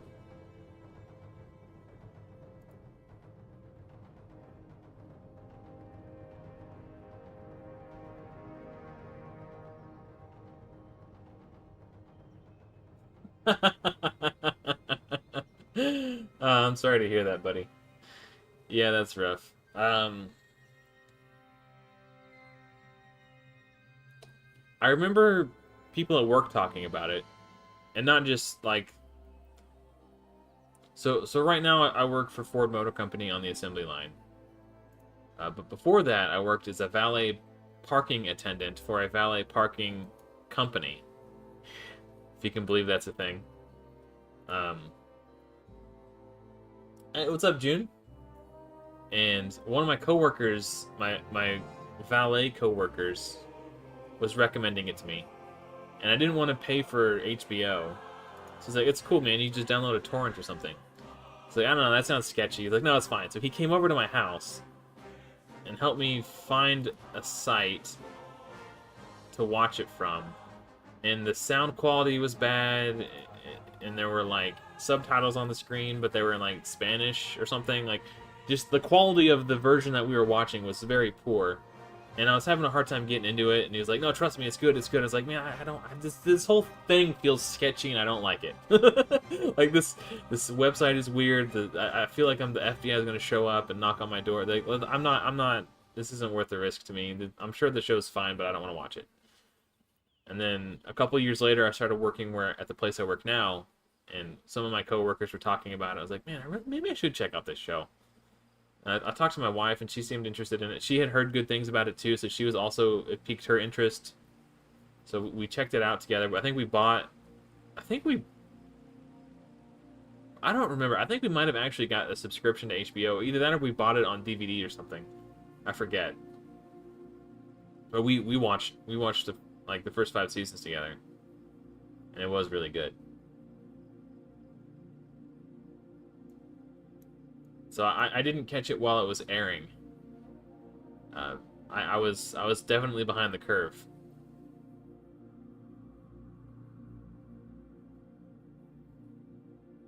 I think I started watching season 5 right as it finished airing, so I was just barely missed it watching it live. Because I remember having to wait for season 6 and season 7 to come out. But then ended up, like, by the time they did come out, it had been like a year, and I lost interest, and I was like, yeah, whatever, I don't care. Everyone was saying they were bad anyway, so I was like, meh, whatever. But I decided it was time to revisit the series. Even though I know that the ending is less than desirable, I still want to experience it and try my best to enjoy it for what it is. Go in with low expectations so I don't allow myself to become disappointed.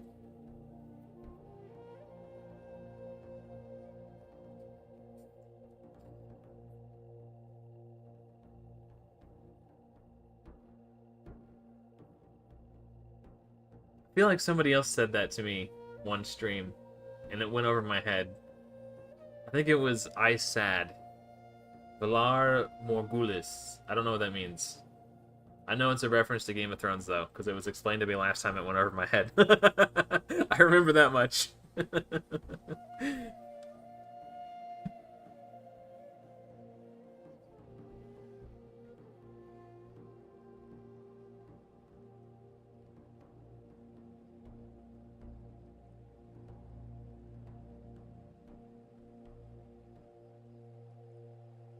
I was about to say, somebody better CC this nerd over here. Okay.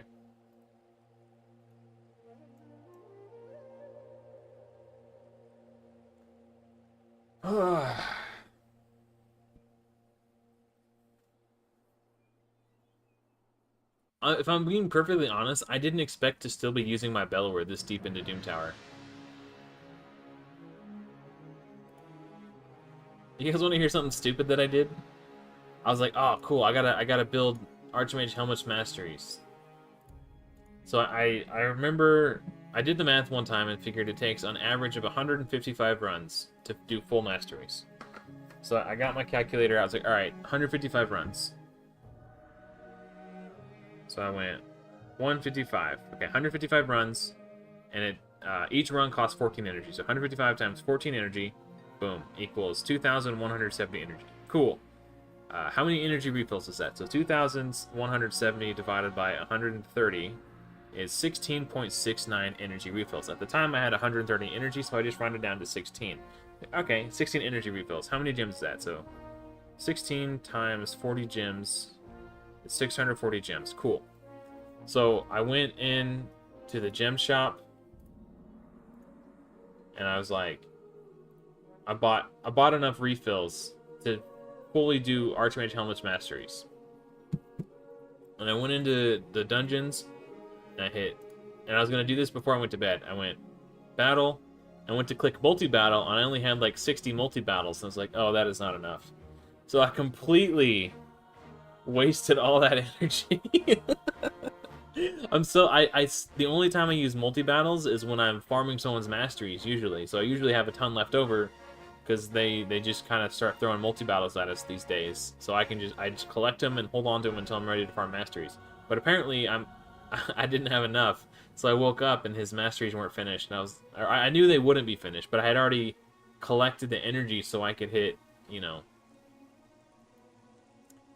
Oh well. I'll finish them later. But yeah, I just remembered that, and I felt silly.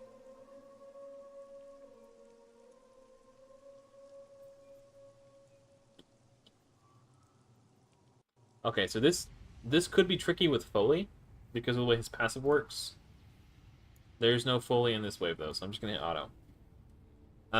The way I like to counter Foleys with my team is to open on Foley with Yakarl's A2, because not only does it place freeze, but it also gives a 100% turn meter steal. So it sets Foley's turn meter to 0, so then when his passive triggers, it will cleanse the freeze, and you'll get a 50% turn meter boost, but he's at 50% turn meter instead of going again and taking a turn right away. Let's freeze this Valkyrie, because I don't feel like getting counterattacked to death. Somebody do something about this. Thank you, Yakarl.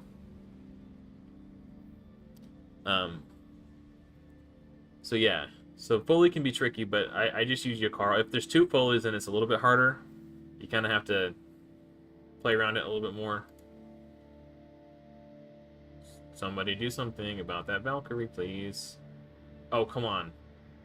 That's annoying.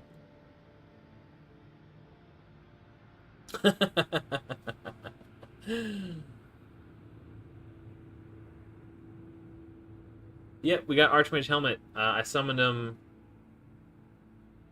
I don't know, last night, I think, at work. I just kind of wanted to just do it and get it over with. Oh, that's so annoying. I'm just going to reset this wave.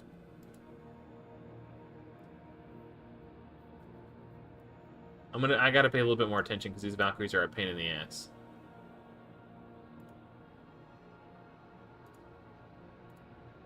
Alright, cool. And then Santa does unkillable, which isn't a huge deal, but it's annoying. But he puts out heals when he does it too, so like it's just. And then this guy does revive on death. Okay, hold on. They're getting away from us here.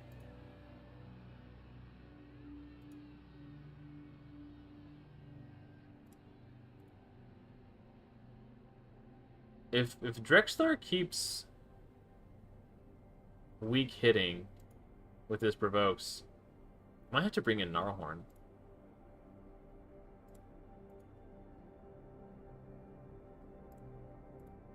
There we go. Okay, we got Shamrock.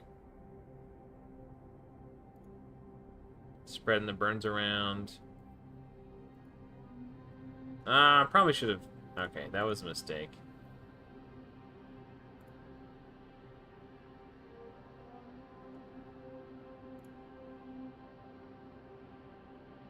And they're getting fast. Oh, man. Okay. I don't know how that one slipped under my radar, but she about got a turn.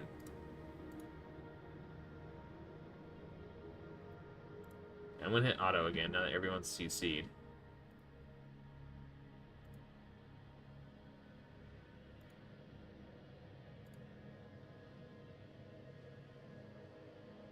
Promo code GameLeap, guys. Give that a try. Thanks, Trey. I haven't been putting promo codes in. I just don't care anymore. I'm so far beyond caring. I've played this game for so long. I'm just a grizzled old veteran, super jaded.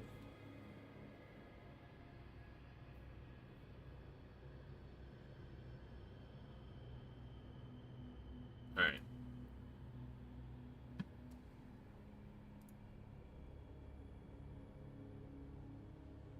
Oh, yikes.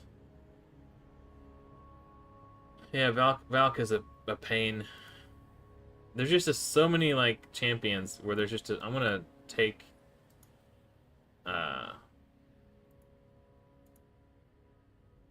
come on. Okay, cool. Just gonna A1 through here. Save my cooldowns for the next wave. There may or may not be a Foley, and I want to be prepared.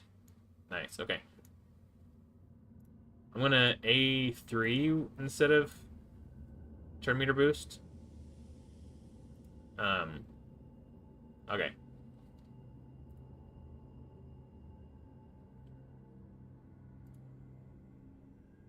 So this is how I counter the Foley. So he got a turn meter boost and he cleansed it, but because I stole his turn meter, he doesn't get his turn yet.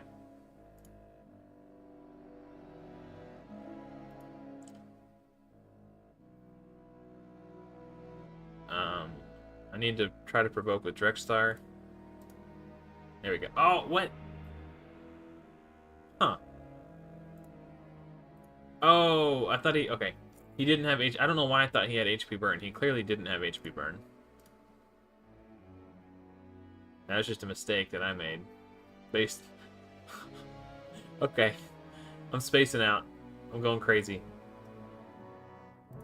Try to get decreased speed on the Valkyrie.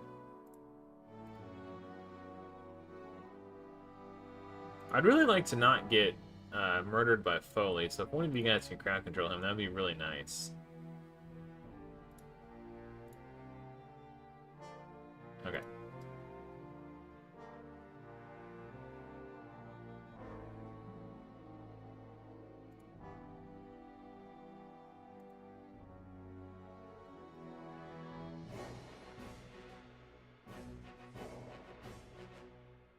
Come on, somebody get the Valk. There you go. Good. I started to say good boy, but then I stopped because I don't know. I don't know why, but then my mouth just started making weird noises after that.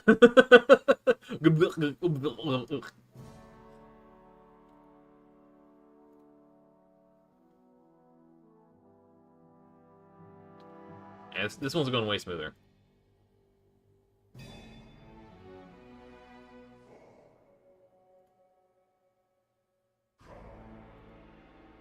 Like, if Shamrock gets a turn, it's annoying, but if Valkyrie gets a turn, it's, like, way more annoying. So I'm more concerned about the Valkyries getting locked down.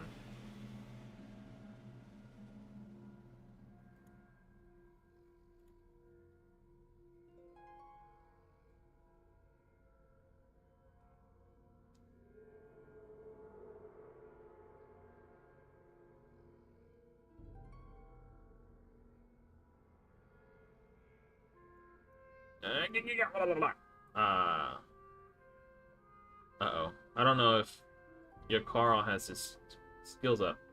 What level is this? 75? Oh, that's rough, Mike.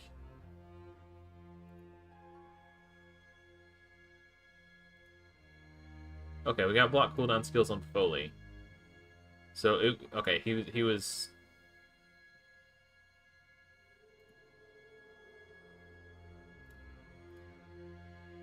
Okay, we're good. Oh, you got Godseeker and Neri? Nice, dude. That's a good one.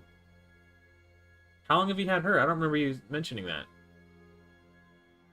Oh, this week. Okay, cool, cool, cool. Nice, dude. Heck yeah. Congrats. Yeah, that's awesome, man. Dude, I've wanted her so long on my old account. She was like one of the few Void Epics that I hadn't collected, and I needed her so I could farm Sand Devil. I was never fortunate enough to get her. It does be like that sometimes. That's the way it goes. They keep you chasing that. It's a carrot on a stick. They keep you chasing that carrot.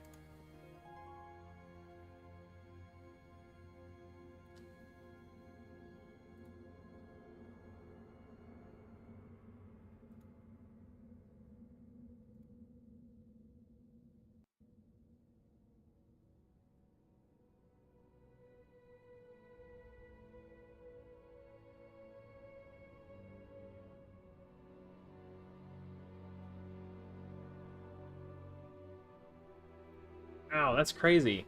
And of all the accounts, it was your Void Only's account. That's awesome. Yeah, 75. And that's my last key. Unfortunately, because we got stuck here, so we only had 10 keys to work with, but... Epic defense... I don't even think I'll ever be able to do this one. I just don't have the champions on my... Well... That's Doom Tower for the day. I guess we could either... let's build my clan boss team. I've been procrastinating. I didn't really feel like doing it.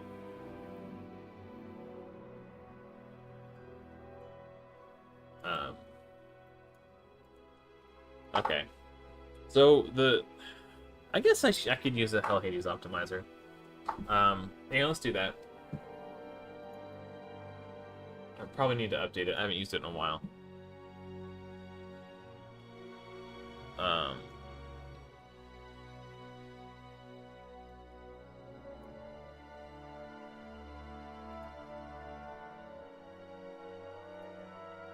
gotta launch it on my...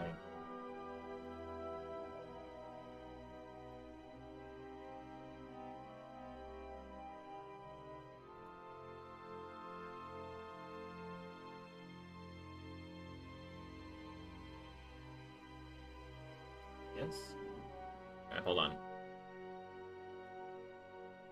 Update.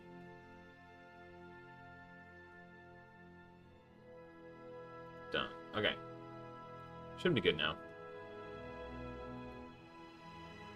Oops.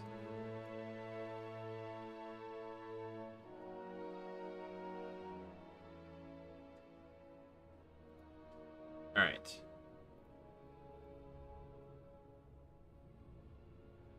Okay. Okay, so...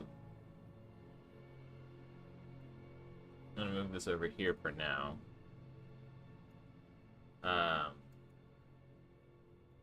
So the way I geared my Seducer just happened, like the speed that he's at will actually work.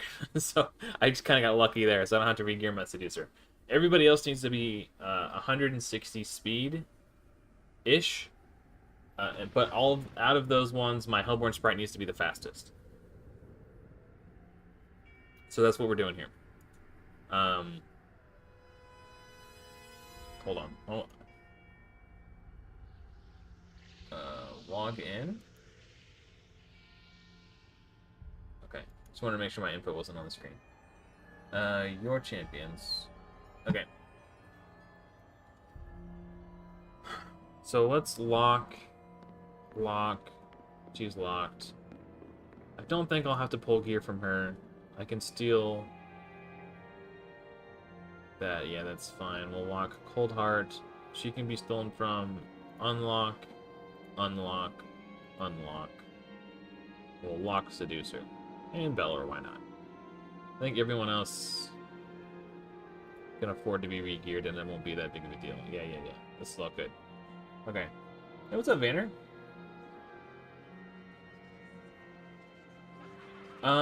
The way you check if a clan boss team works on Spirit. Okay.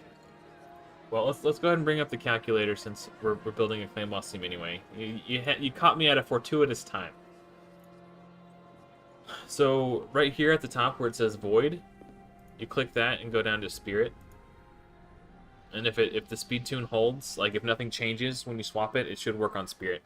And the clan boss calculator doesn't have a way to compensate for the fact that sometimes Magic Affinity champions will be weak hit and not get decreased speed placed upon them. So if you do not have block debuffs, like if the calculator shows all of your champions having decreased speed on them, and you're using Magic Affinity champions, you'll have to keep an eye on it. Unless you get a speed tune from Deadwood, like one of these pre-made speed tunes. Let's just find one where it actually says like some of them will come with specific instructions on how to gear your champions against Spirit. So if you're using a pre-made speed tune from the deadwoodjedi.com, make sure you read important considerations and see if there are anything to consider when facing Spirit Affinity, and they'll tell you what to do here. But the way you just the quickest way to check is to switch this from Void to Spirit and see if it holds. But it's not foolproof. They're like with my old Ultra Nightmare speed tune. If any of the Magic Affinity champions got weak hit by Spirit Affinity and decreased speed wasn't placed upon them, it had the potential to throw off the speed tune. So it was something I had to keep an eye out for. Okay, so I'll show you guys what I'm building. It's a Nightmare speed tune. I decided Ultra Nightmare wasn't worth farming. It was very gear intensive, and I was holding my account back in Doom Tower hard progression. So we're taking a step down to Nightmare.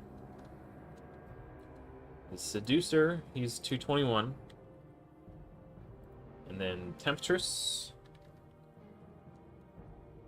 she needs to be like in the 160 range, something like that. Coffin Smasher, or actually let's do Hellborn Sprite since she's my buff extender. She's the next most important thing. We'll say like 165, something like that. And then Coffin Smasher for decreased attack. Let's just put him in at like 161. And then I don't know if Frozen Banshee or Gravechill Killer is going to be better. I'm going to try Gravechill first because it's my suspicion she will be better. But I'm going to test both to find out. So we'll do 163, something like that. And then it's going to be prioritize the A4 first choice and A3 is the second choice. So it's going to be full auto.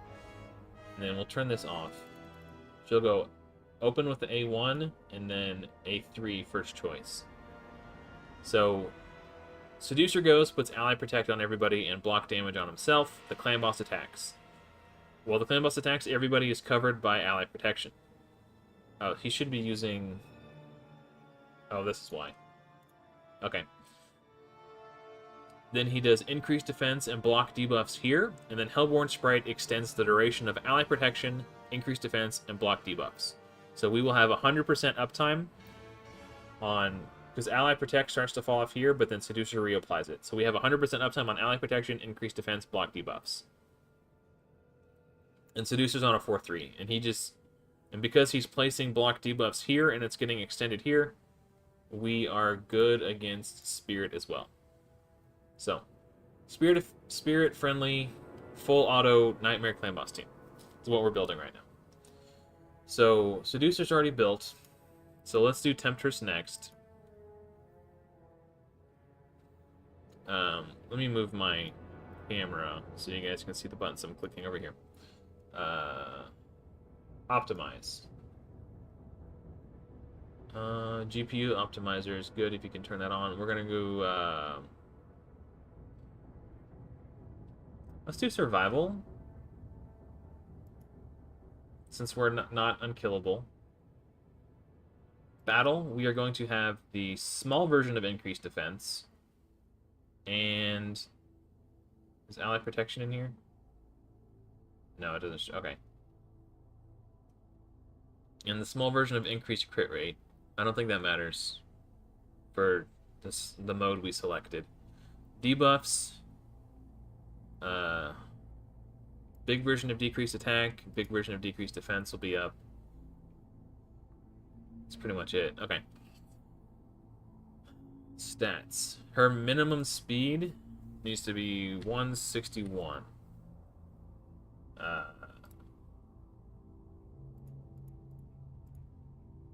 So,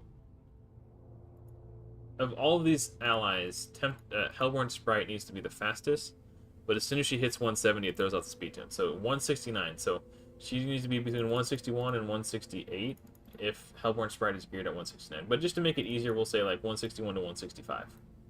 Somewhere in this range. She needs accuracy because we're going to rely on her to place her leech on her A2. So accuracy, we're going to say minimum 200. And then sets, we want to build her in Guardian set. So we're going to do add set. Oh, sometimes that works. Sometimes you can type and it'll jump down to the CDEFG Guardian. And now that we've got all that information in, we're going to hit optimize. Start. Okay. Oh, not that. Dang it. Just cancel.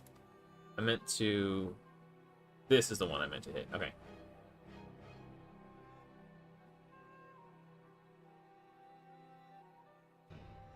Hey! Welcome, EG. Cat. We finished... Oops.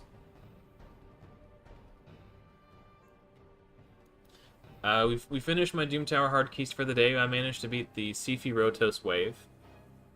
Now I'm building a clan boss team. This seems suspicious. I feel like this piece of gear was stolen from somebody. Did I not lock my Arbiter? Oh, I need to... Okay, we're gonna... Okay. We're going to try this again. I need to fully ascend her so we can put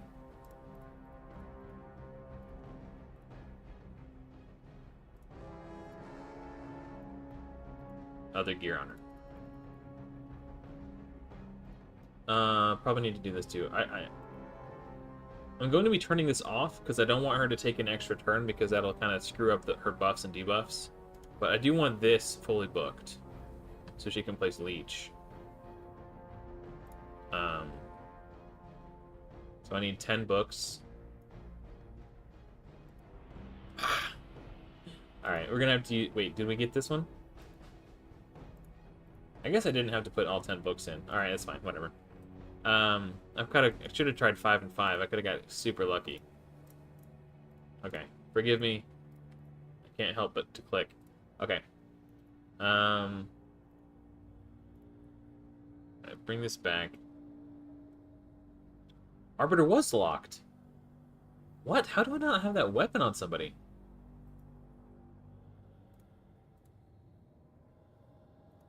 What?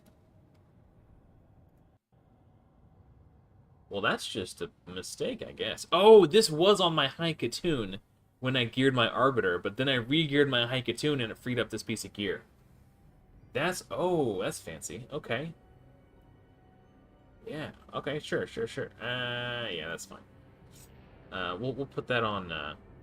Wait, if I click, does it? Oh no, I thought that would take me back to my Temptress build.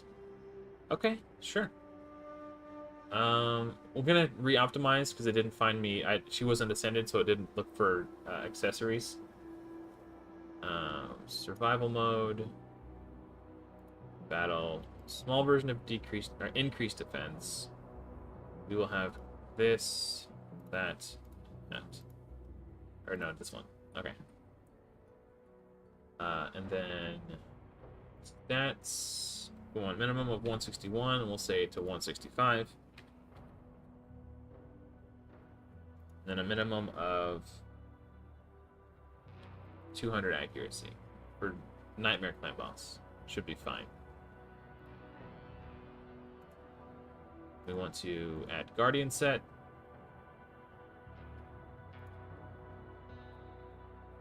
Optimize.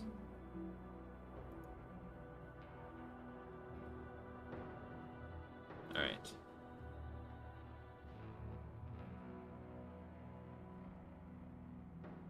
All right, let's view this one. Okay, well, this is a different build anyway. Now that she's got banner and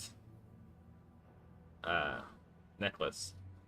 Okay, so this is my this 3-star Guardian set piece is coming up again.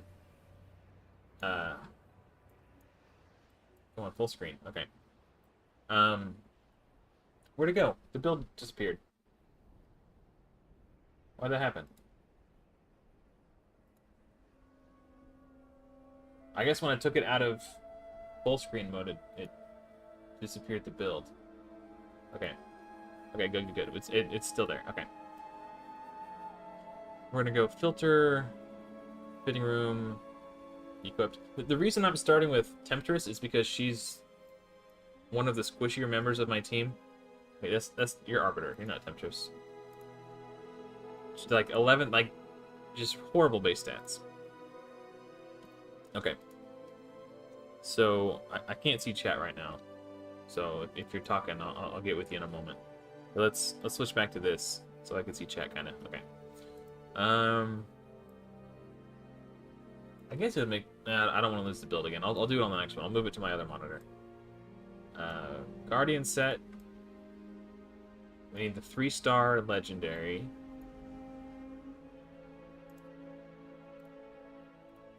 Filter. That's what we want. Fitting room. Should double check before I. We need Frozen Banshee's helm.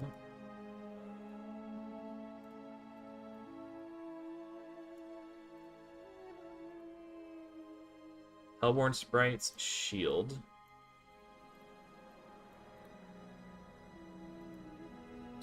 Grave Chill Killer. Well. Oh, we got her an HP percentage boots. That's fancy. I guess that's a benefit of having yeah,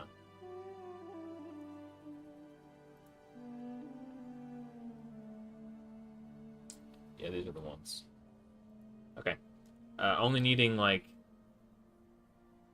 160 speed. And then we want Syl the Drake's chest piece. Forgot to lock Syl the Drake's. Crap. We'll find a different chest piece. I would need 10 speed on a chest piece. Then I want the Grave Chill Killer's gloves.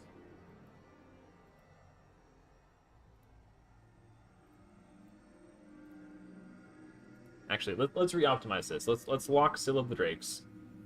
I forgot about that.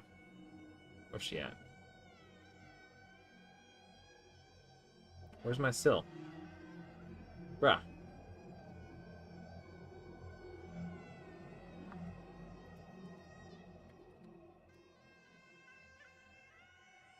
Lock. Okay. Hey, thanks for hanging out, Mike. I appreciate it, buddy. Take care. Temptress. Okay. Optimize. One last time. Maybe I should have saved this preset.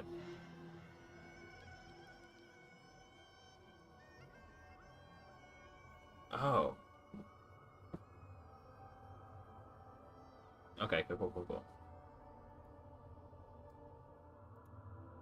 Okay, good. It saved all this stuff. Wants. Yes. Sets. Guardian still saved. Okay, optimize. Start.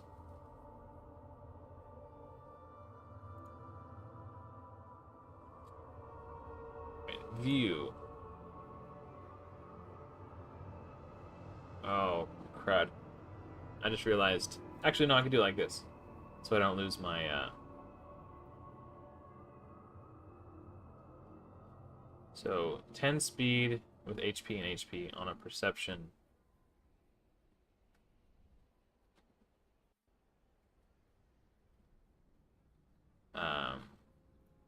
Okay. It's a completely different build now, so we'll take all these off. I'm glad I did fitting room and not just started slapping these on.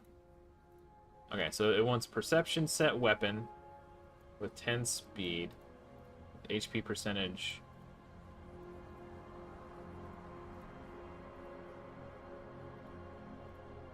This one.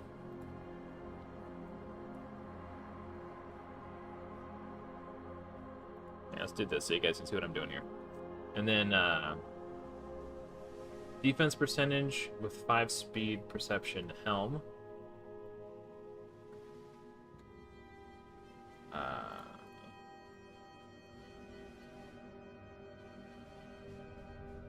Wait, what? I've already forgotten what I was looking for. 18% defense with 5 speed and 20 resistance.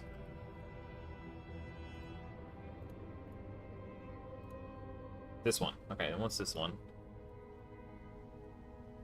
Still wants Hellborn Sprite's shield.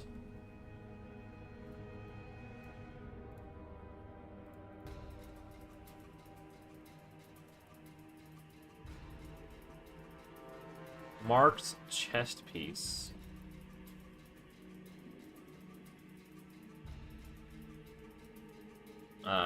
HP percentage boots with defense percentage substats. These ones, I think.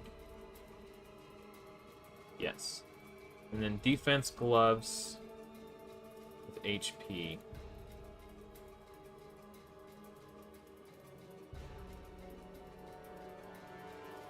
Yeah, those ones. Okay. And then for accessories, we're stealing Frozen Fancies. What's up, gang? I honestly haven't tried to do anything over 20. But my Drexlar solo's stage 20. So I farm food there. Frozen Banshee's necklace. And defense banner. Interesting. Defense banner with HP and speed. Okay.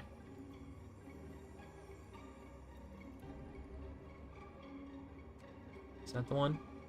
5 speed, HP. Yeah, that's it. Okay. So that is Temptress's build.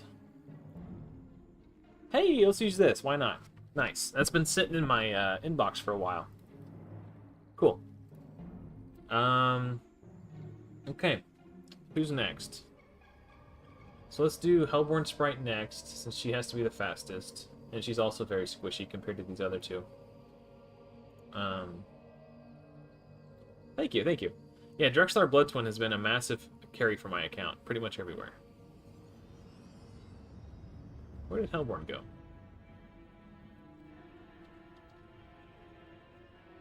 Yeah, we just,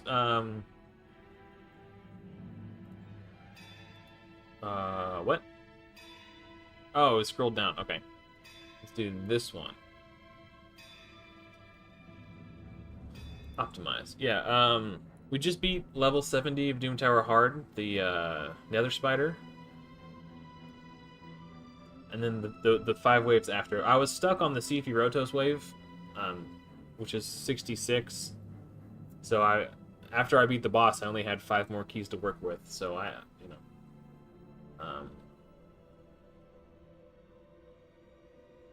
losing my train of thought here. Okay, yeah. Okay, sorry. Survival mode. Battle. We will have the small version of increased defense. Crit rate. Decreased attack. And decreased defense. Okay. Stats. She needs to be at least...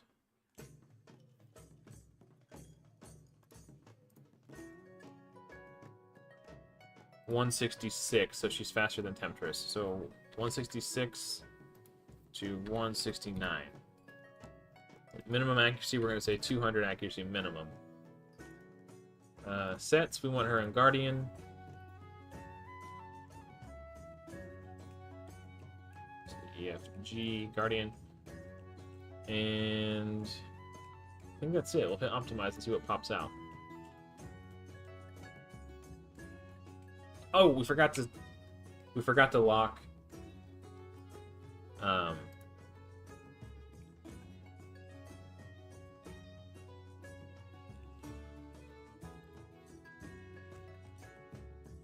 Okay, good. It didn't steal anything from Temptress, so this we'll do this build. And then we'll have to go back. Oh, but she's already got the right. Okay, that's cool. Oh no! This chess piece, we already put that on Temptress. Okay, we got to go back and lock Temptress. I forgot to do that. Where's Temptress at? Lock. And then hold on.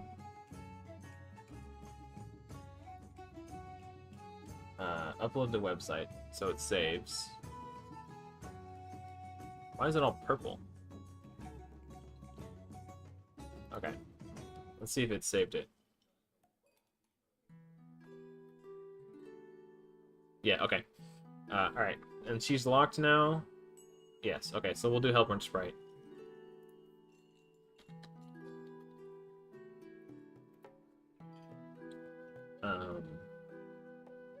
Optimize.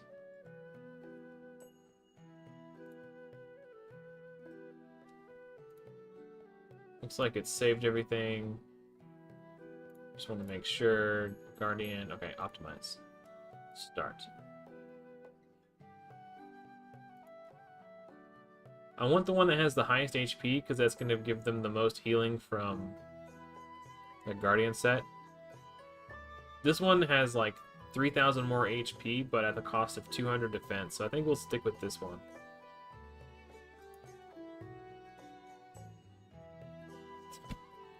This is Seal of the Drakes chess piece. I feel like we've been over this. Seal of the Drakes is locked. Yes, why is this? Come on, guys. Let's focus. Live refresh? Maybe I need to hit that button. I don't know. Is my Syl not wearing her chest piece for some reason? Where's Raid?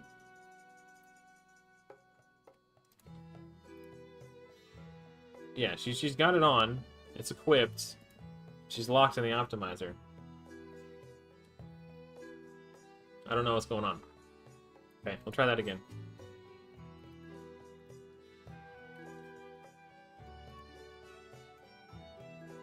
Optimize. Battle, yes. Stats. 6600. Sets, Guardian, optimize. Start. View. That is... You can't have that. It doesn't belong to you. We've talked about this. Stop. Optimizer. You cannot have that chess piece. Stop. No. No. Hold on. Let me... Oh, now the live update published. Did you see that? It just popped up on my screen. Let's try this again.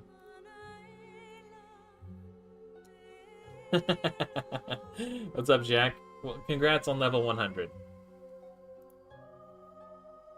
Hopefully it stopped trying to give me Syl's chess piece. It's not even showing the glyphs that I have on there. Something's wrong. This is very frustrating to me.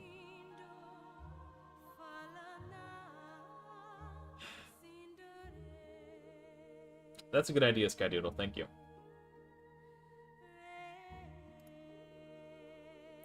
So where's curing at?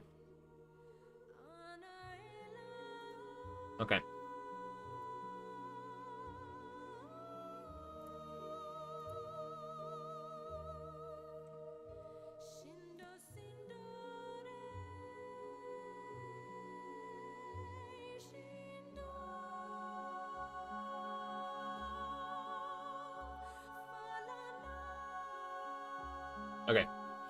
This one looks good.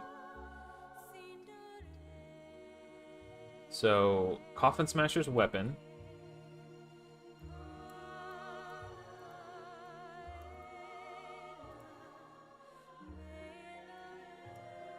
Why can I never find Hellborn Sprite? Here she is. Okay. Whipped. Try on. Frozen Banshee's helm. Try on. Level 8 shield with defense percentage and HP percentage. Hey, thanks for hanging out, Sakib. Take care, man.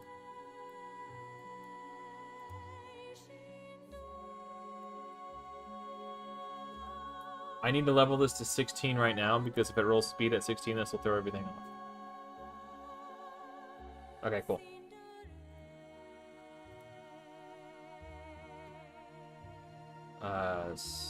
HP oh, she's already got her boots on. Okay. So then we need Stalwart, HP, chest.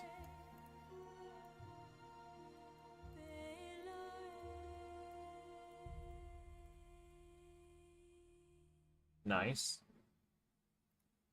And then Savage gloves. Defense percentage with speed and HP percentage. Okay. And she's already wearing her accessories. Okay. Yeah, I don't toil with silver too much on this account. Okay, we're gonna say equip an optimizer. So now it assumes, I'm assuming it knows that's her gear now, right?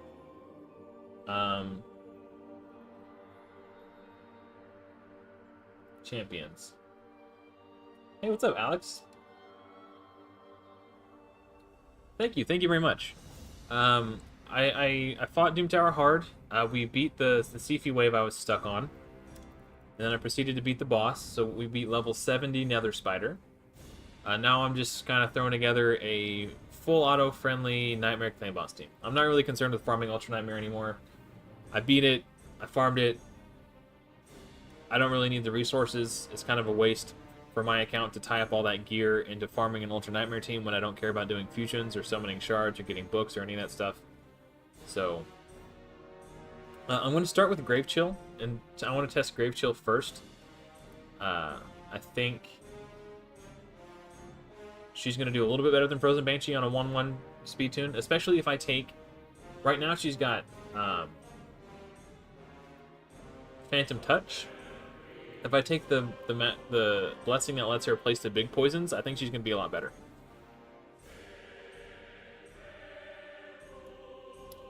So, survival mode.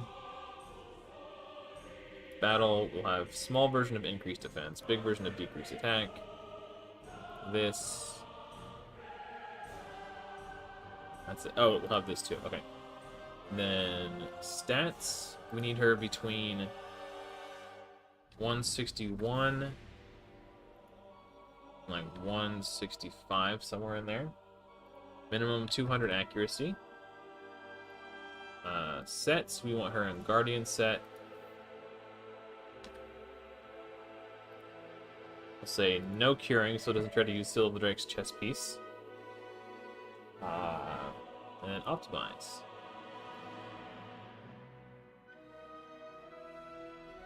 Oh, is it level artifact event? Okay, I will once we get rolling here. Okay, this just looks slightly better. Yeah, okay. View. You can't have this. You can't have this. These are on Hellborn Sprite. We just... Okay. Give me a second, guys.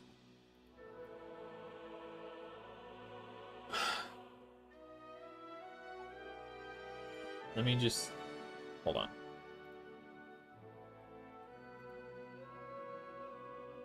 Chat's gonna disappear for a second. Don't freak out. I just want to make sure this doesn't pop up on the screen.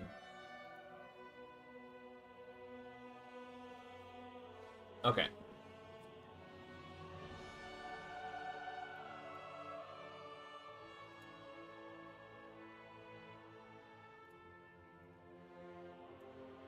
Oh, wait, no, I didn't need to do that. Okay.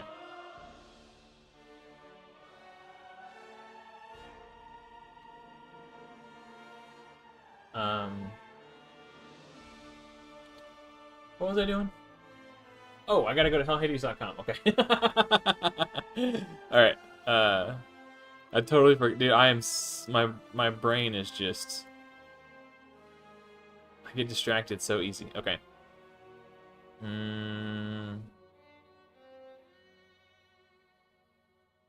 Your champions. Hopefully, restarting it fixes the problem. And it knows what gear Scylla of the Drakes is wearing.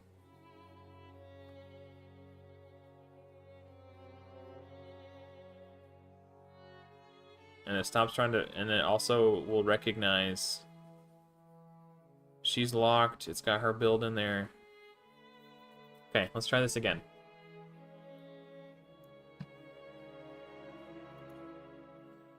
Okay. Grave Chill. Stats. No. Optimize. Presets. Well, not presets. Survival mode. Yes. Okay. Battle. Saved all that. Saved all that. Guardian. Alright. Let's try this again.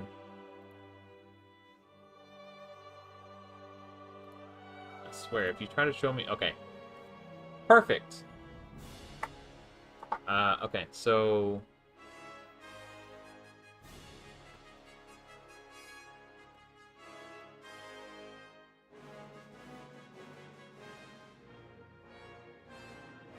Just...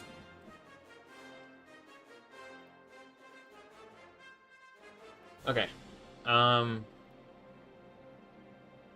There's a Guardian set weapon.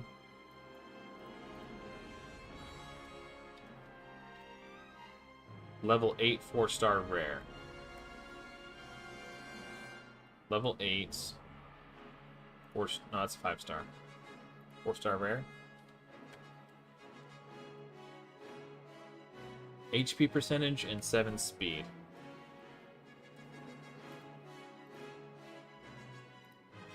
HP percentage, 7 speed. Okay.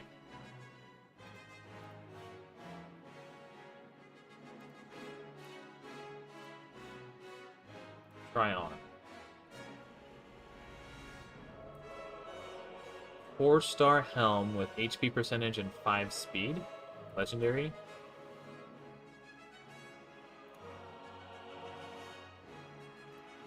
Oh, it's 4-star. Okay, bam.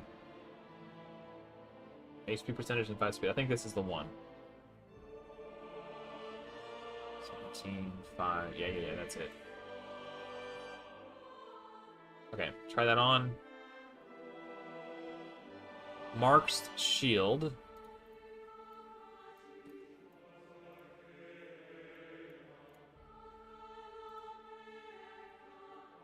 Then we have HP percentage boots with 9 speed.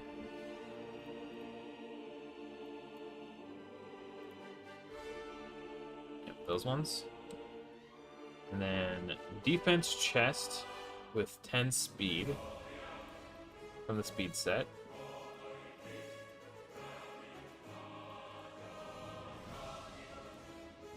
Defense, no, that's not it.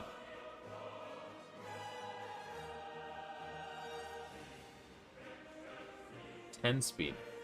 Oh, it's 6-star. Okay. And it's epic, right? Rare. No, epic. Legendary. 1, 2, 3, 4. Okay. Oh, there it is. Okay. And then Frozen Banshee's weapon from the Avenging set. Where's the Avenging set?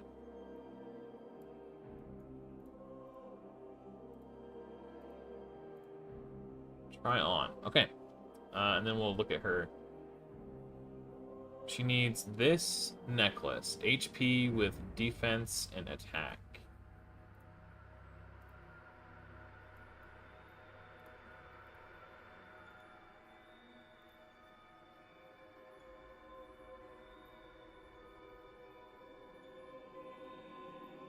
Doesn't say anybody's wearing it. Oh, is it this one?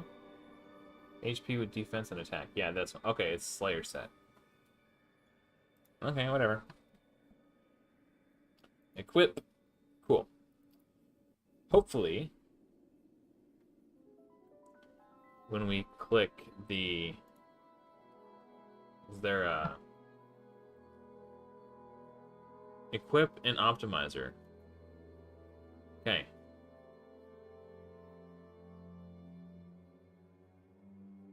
That's not right. It's not showing...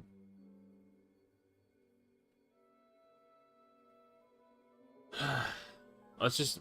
It seems to work when I exit it and then launch it again. So we're going to try that technique. Why they made Hellborn Sprite hot? Is she hot? I don't know. She looks kind of weird to me. Okay, I'm going to exit hellhades.com and I'm going to launch it again and see if that fixes it. Because that seemed to do the trick last time.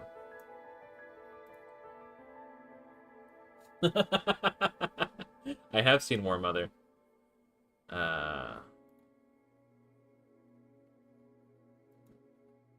Okay. It's been relaunched. So now we're going to lock Grave Chill. And now we're going to gear Coffin Smasher wherever he is. Okay. Optimize. Survival mode.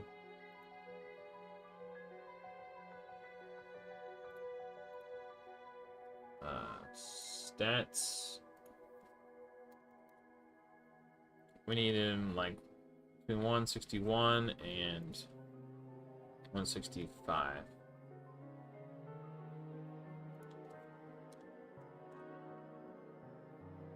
Minimum 200 accuracy. And this is pretty important. Let's say like 240.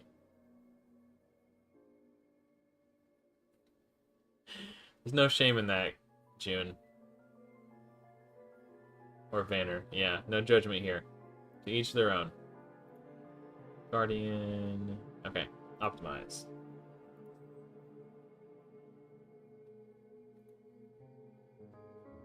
He is super tanky. So much tankier than everybody else, I might actually try to put him in like crit rate gloves. Or maybe I'll do balanced instead of survival. Clear these out. Let's do balanced, doing damage and survival.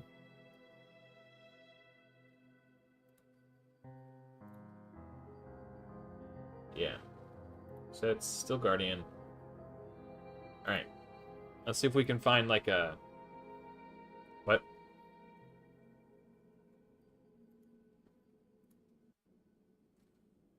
Your current goal is balanced. Yes, it is. What do you want from me? Optimize? You know what? Forget it.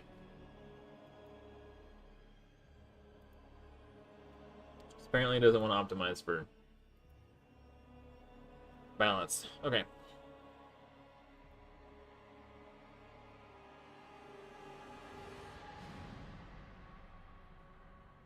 Oh, nice. 92% crit rate. Yeah. Let's view that one. You can't have this chest piece.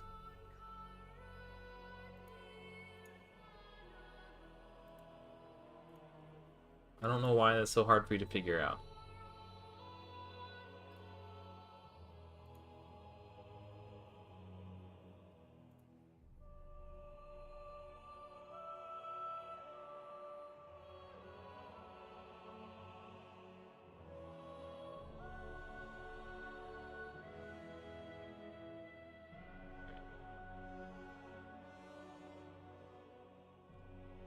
Swear to God, if this is Drexlar's chess piece, I'm gonna crap my pants. I'm gonna lose my mind. No, it's not. It's not. It's not. He's got relentless gloves. That's what it is. Okay, never mind. We're good. Pants remain uncrapped. All right.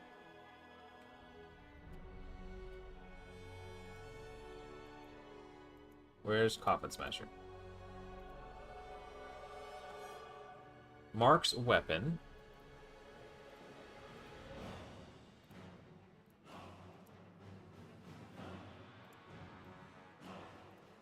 Frown.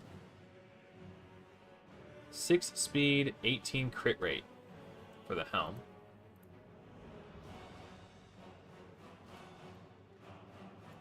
Wait, what? 4-star, level 16.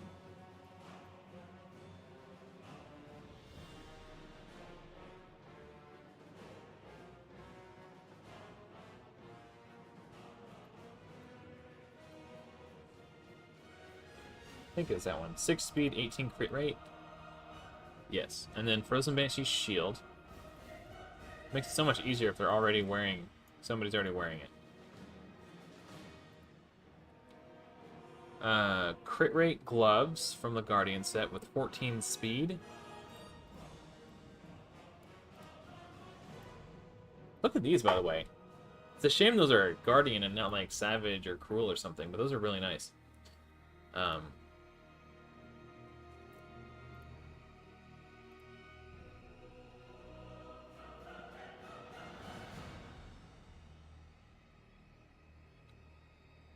60 HP. Relentless.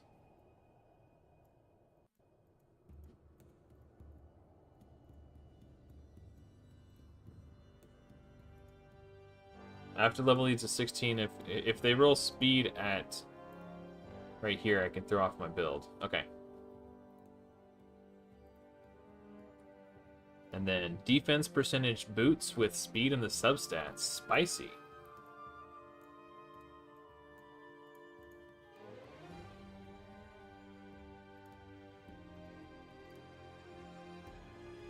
Woo! Okay. Hey, what's up, Michael?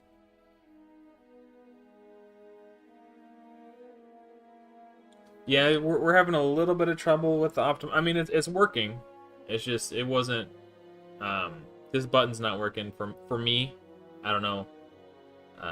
He just needs a new necklace.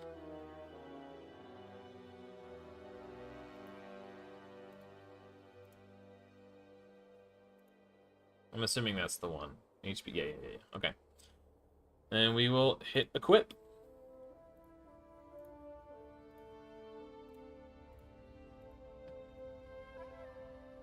And we're going to max out this artifact enhancement event. A little more accuracy. Nice. Who else is on the team? Grave Chill. Connection failed. I don't even know what that is. Oh, for my Arbiter mission. Or not Arbiter missions. Whoever else. Whatever missions. That's fine. I don't need that for now. Coffin Smasher, we just did. Grave Chill. Temptress. This is Temptress.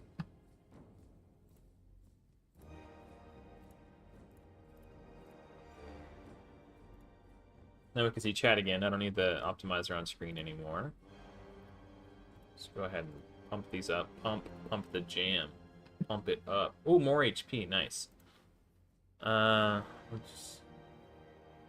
want to make sure everybody's bottom row stat things. Hellborn Sprite are maxed out, and then I'll worry about top row stuff. This is where the most stats come from, is this bottom row right here. Okay, so Hellborn Sprite is fully maxed. Coffin Smasher is fully maxed. Seducer's weapon isn't maxed, but he doesn't gain damage from attack. Temptress. Give her more HP. And then Grave Chill. Her damage does scale off attack, so we'll go ahead and boost her weapon. Crit rate and crit damage. Nice. Alright, well, let's try this out, guys.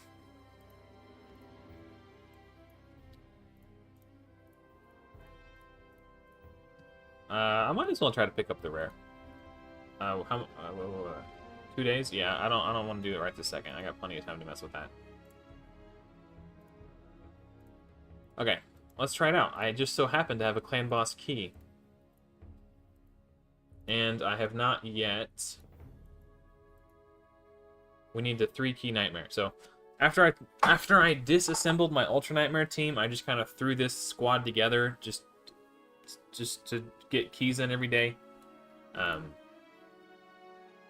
So it does about 17 to 19 million, depending on the affinity.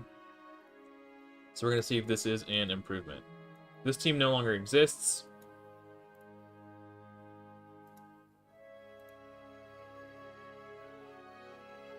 Yes, Artifact, dude, it's so expensive. I'm going to go ahead and use Seducer as the... Do I want him? I don't know if I want him taking the stun. Ideally, someone who is being ally protected by him should be taking the stun. But he's my only aura. We'll see how it goes.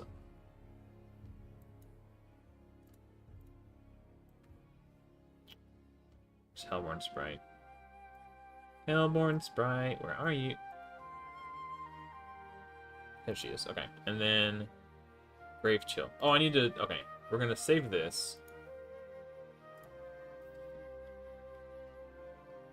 I also need to make sure she doesn't do her extra turn thing, because that'll throw things off. Then we do Opener. Don't use. First choice. And then this is first choice.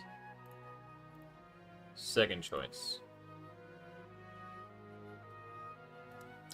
And then I want her to open with her poisons. So that because there are poisons, she will place a big version of decreased defense. So that into this.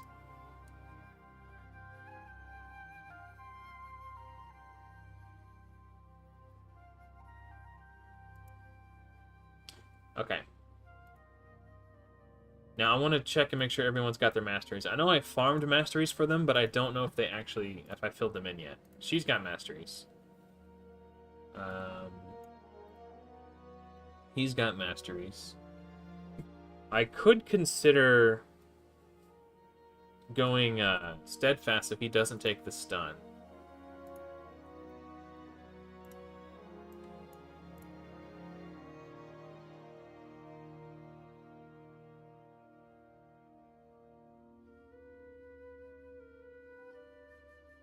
Let's just see how things go first. And then if I need to make adjustments, I can make adjustments. I don't want to spend a bunch of resources fixing something that's not broken. Alright, let's give this a whirl.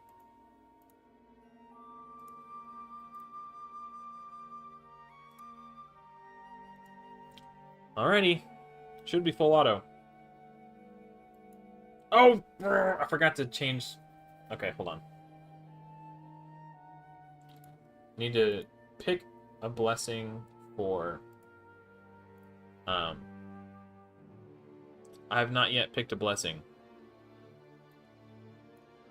for, what's her name? My camera's lagging out a little bit. Temptress does not have a blessing yet, and I need to change Gravechill Killer's blessing.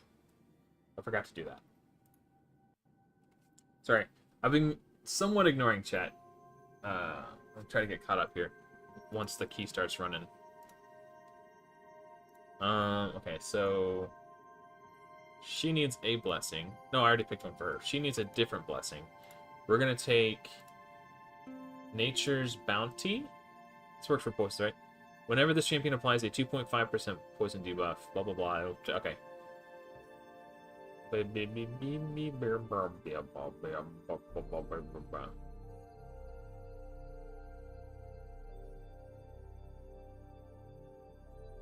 it could turn fear into true fear? Oh, well, you guys can't see my screen. Why not? Nope, not that. It can turn fear into true fear. I had no idea. I just assumed it wouldn't work with crowd. It didn't even occur to me that that could be a potential thing. Huh. There it is. Okay, it finally caught up. We're going to take this because it does work for her poisons.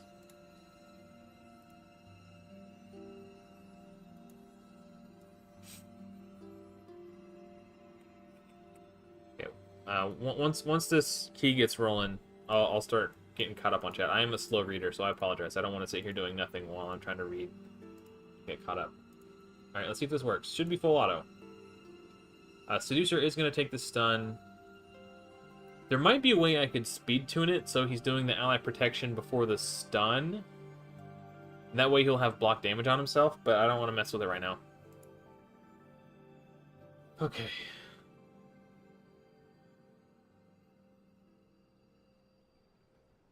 Yeah.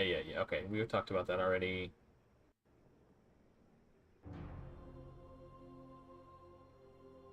Yeah. That was a mental slip. I know you're just busting my balls. It's okay. Okay.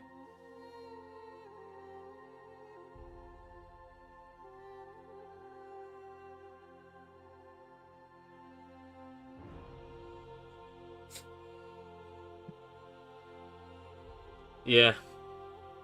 As soon as it's like I'm trying really hard to remember, and then the moment I like say, all right, everything's good, hit go, and then it's like, oh yeah, the thing I forgot. Yeah, so hopefully, Gravechill will start putting up some big poisons. I should probably actually she was defense tree. I might consider going support tree for her secondary tree to give her Master Hexer and the other one I forget what it's called. To extend Sniper and Sniper would actually help her A1. Sniper and Master Hexer to give more poisons. Temptress steals the increased attack buff off the clan boss.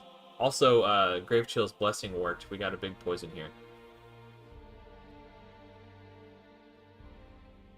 And if her poisons get resisted, and there's no poisons on the clan boss, because we took the Nature's Bounty, she'll still have a chance to place the big version of Decreased Defense.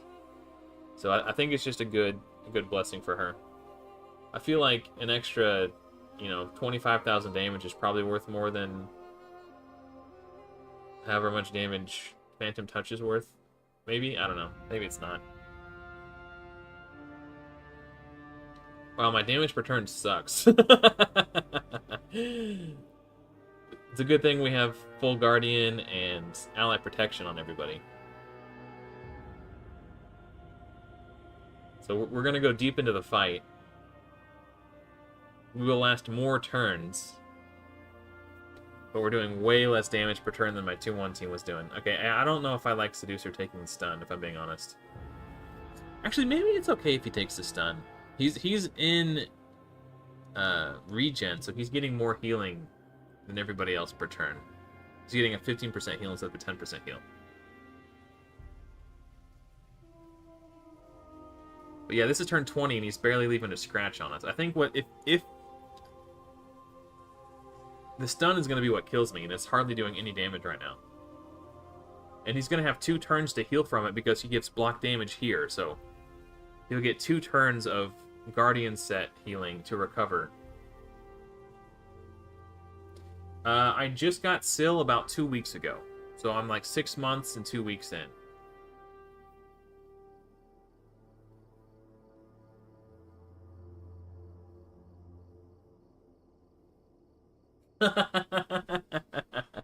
First of all, congratulations on pulling Taurus. He's very good.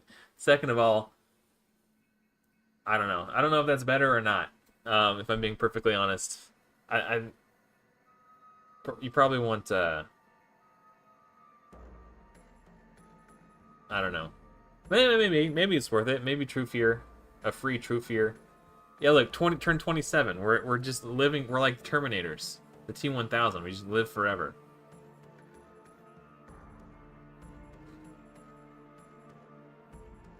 Just the ally protection and the guardian sets just make me virtually unkillable. You think we'll go to turn 50?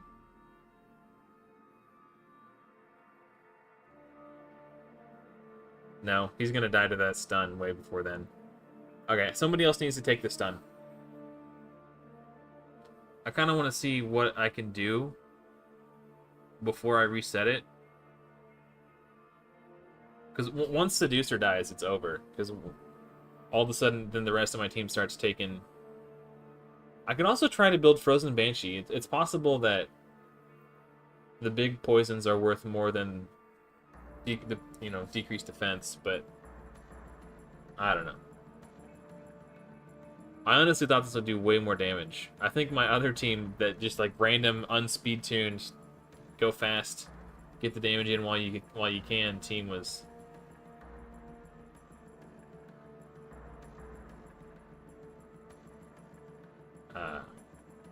Yeah, okay.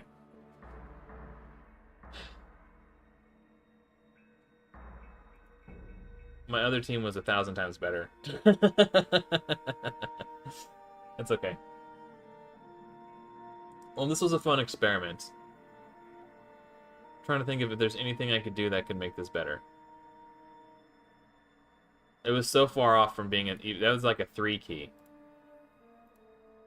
Yikes. Well, it was a fun experiment, I guess. There's a lot of resources invested in that experiment. I grinded out masteries for Seducer and Temptress just to run that experiment. It's possible that Frozen Banshee's better.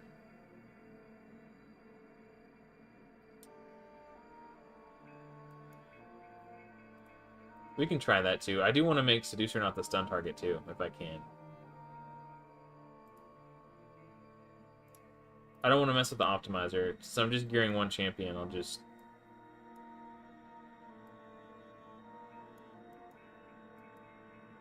I wonder if I can just steal Grave Chill's crap.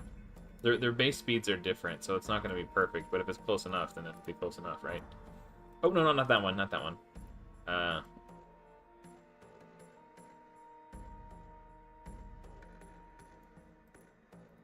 just want to see if this works.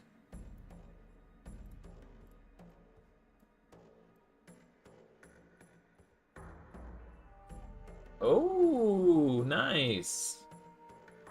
That's exciting.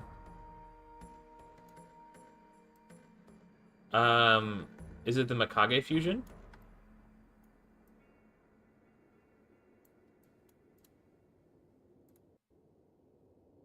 I mean, this is like basically enough speed already without these two pieces of gear.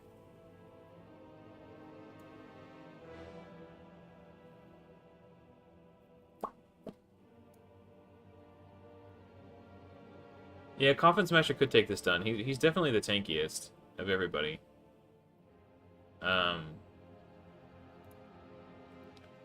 Let's see what... Okay, so these were Frozen Banshee's gloves originally. Now we're putting it back on Frozen Banshee. Okay. So this chest, these gloves. And I might have to change her banner if she's got too much speed. I might have to change Frozen Banshee's banner if Frozen Banshee has too much speed.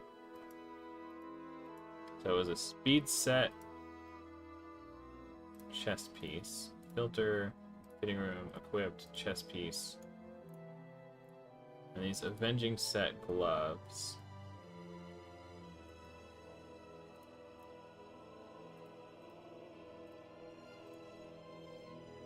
Okay, she's way too fast now. Oh! Okay. Whoops.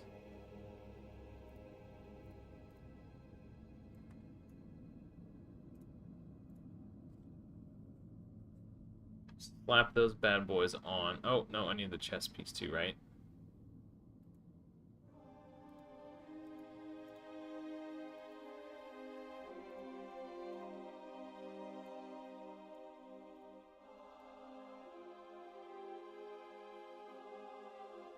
Put those on.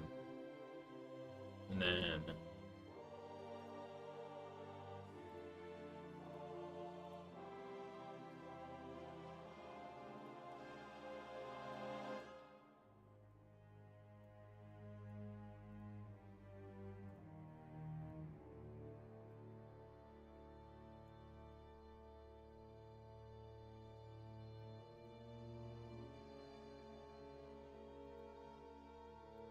right? Yeah, we're in the right range now. Okay. And then I guess I could use Frozen Banshee for her aura lead and have her take the stun. And then I'll take, I guess if I'm using Frozen Banshee as the aura lead, I won't need to take this on him. Okay. Yeah. We'll do that. We'll just swap out the auras.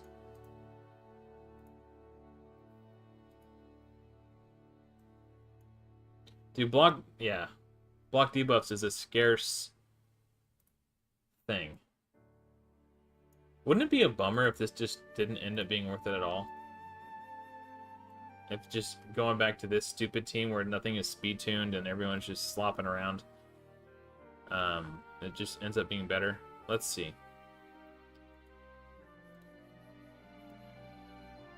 Seducer, we want first choice, second choice.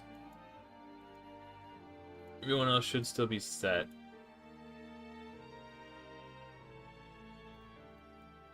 Yeah, okay.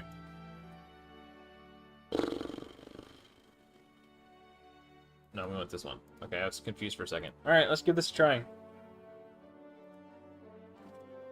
Man. What a colossal waste of resources this turned out to be.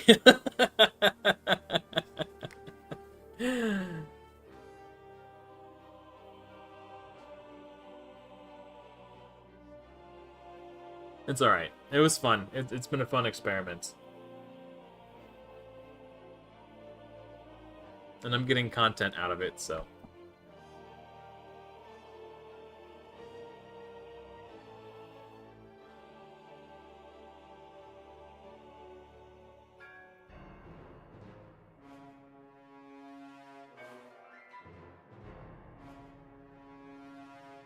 Still worth it? Yeah, definitely. 100%.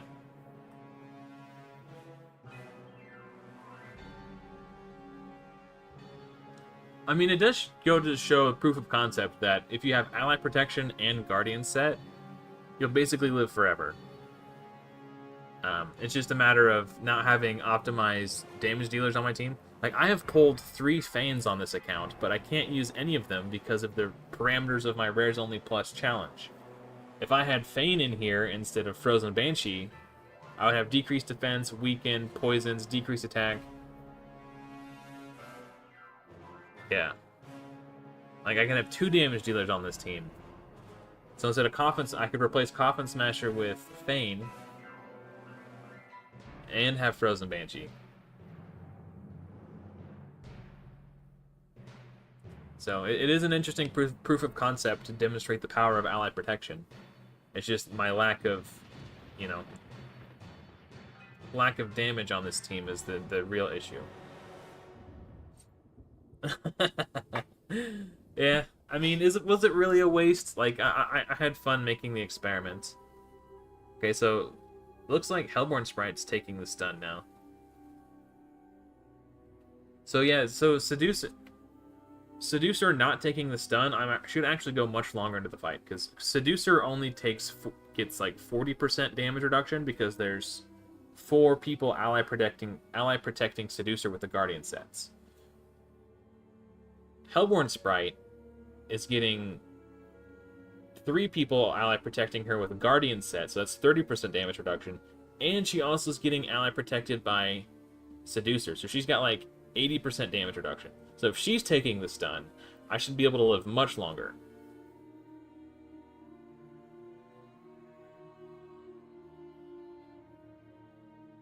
We're on turn 21, and she's barely like... Seducer was getting a hit down to like right here. We're looking much better. So as long as anybody but Seducer takes the stun, we should live much longer.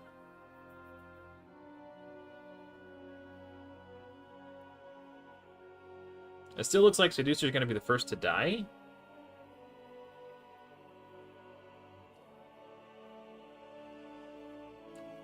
He is taking a big burden of the damage by being the ally protector. The leech is helping top everybody off too. That's from what's her name? Temptress.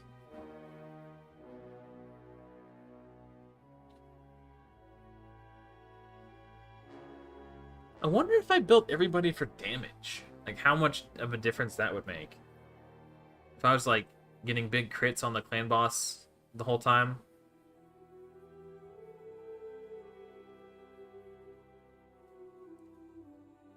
Because, like, I have so much damage reduction from the Guardian sets and the ally protection and the increased defense and all that stuff.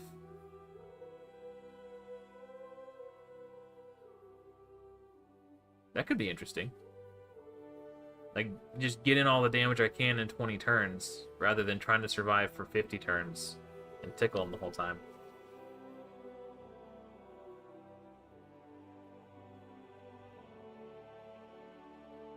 So normally you want your ally protect champion to be... Yeah, he's taking the stun now. Ideally you want him to be in Stalwart.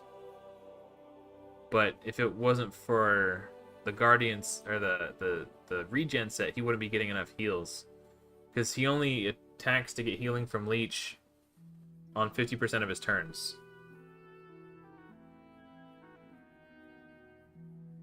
But he did get a nice little War Master heal there.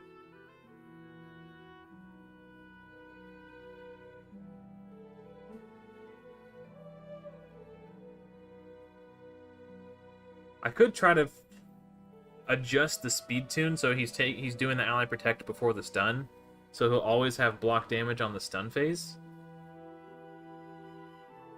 But I think him being able to block damage on at least one of the AoEs seems to be pretty good.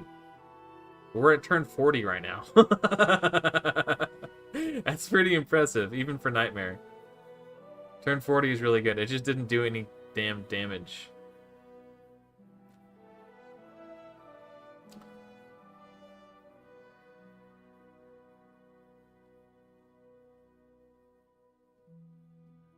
Bonk. Alright. Turn 42. Dude, like, again, it's always the stun that kills you. The AoEs aren't doing anything. Hardly.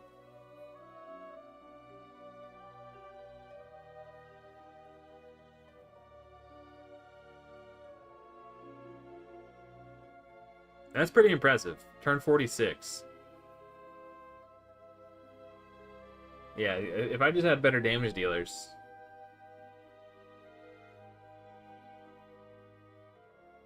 Almost made it to turn 50. Holy cow. Unkillable's overrated, guys. Wow. It's an interesting proof of concept for Ally Protect. Now imagine I have... Yeah, that team was just strictly worse than the unspeed-tuned team I was using. But it's an interesting proof of concept to demonstrate the power of ally protection.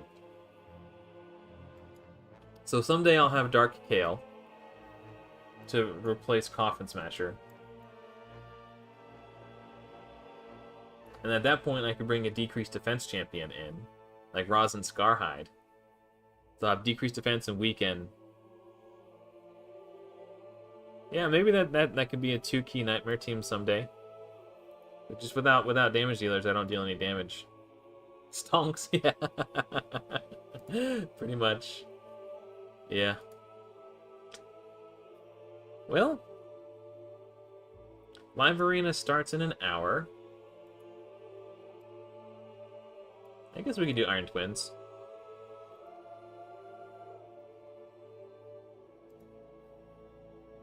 It's either Iron Twins or finish my masteries on Archmage helmets.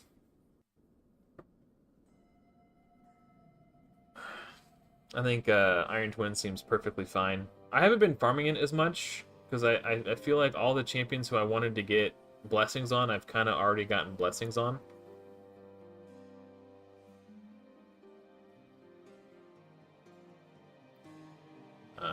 Aside from the most recent legendaries that I've pulled, but all the blessings that I would want to take don't really make sense for the content I use them in. Like, Seal of the Drakes' main function is to be a crowd control champion for Doom Tower Hardwaves. So Brimstone doesn't make a whole lot of sense on her in that context, because she's crowd controlling the enemies, so they're not using active abilities. And I've already got it on Drexlar for like most boss fights anyway. And I've already got the 3-star soul for Mithrala because of the recent event. I don't have Mithrala yet, but I will have Mithrala eventually.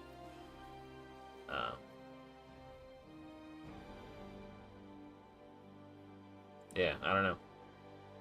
So I don't know. Same thing with Yakarl the Scourge. Like, he's just a crowd control champion. It doesn't really make sense for me to put Brimstone on him because if he's attacking enemies, they're getting frozen.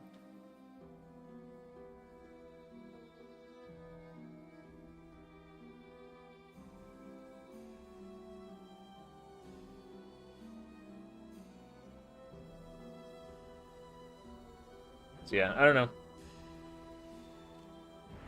If I should probably still keep farming Iron Twins.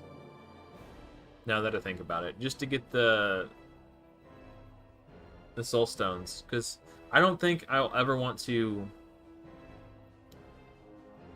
buy the blessings of legendary champions that I have, just because they're so expensive to upgrade. But if I could pull a legendary soul, that would be cool. It's probably worth it.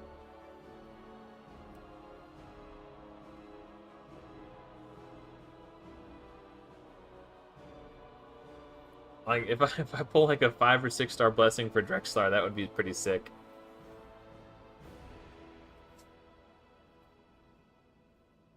Oh. No, that's probably not worth it. I was thinking, like, I forgot I don't have room on my team. I was thinking about clan boss again. Like, if I brought in like Armiger to just A2 for enemy max HP damage, but I'd have to take out Frozen Banshee to make room for him. That doesn't sound like a good idea.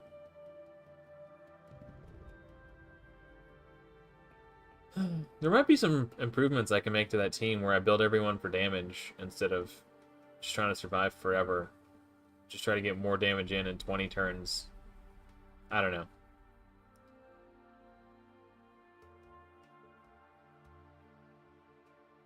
I'm sure there's something I could do. But yeah, it doesn't really hold a candle to a 2-1 speed tune.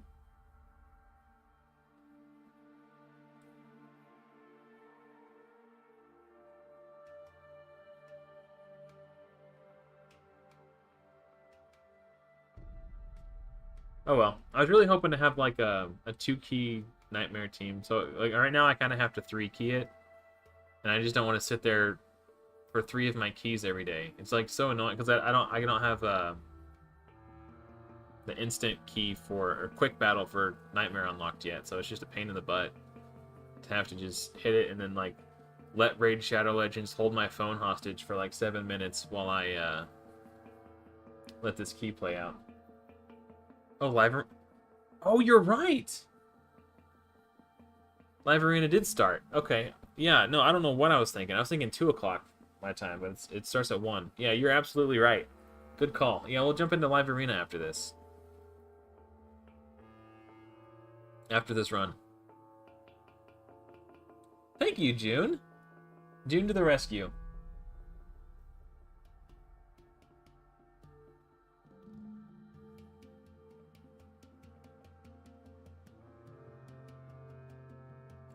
Just thinking about Vizix.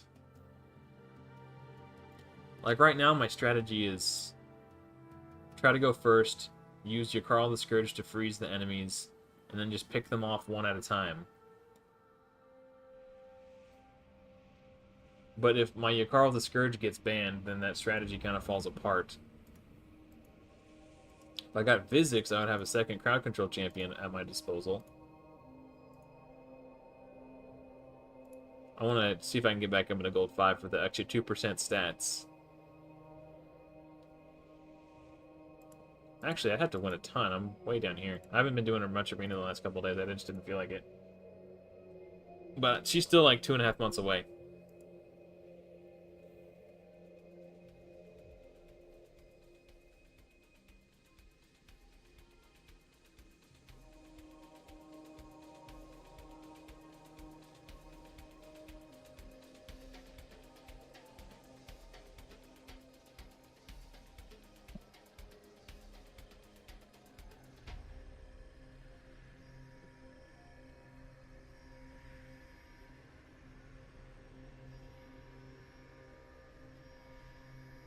I should bring in Seducer and Temptress. I guess I've got Archmage.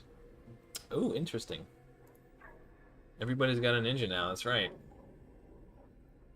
Something else I could do is instead of... I've been bringing in Sulban Bowyer. What I could do instead is select Bellower.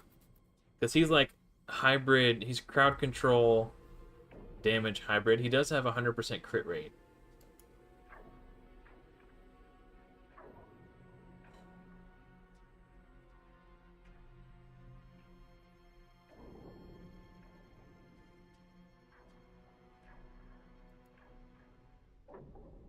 Let's try this.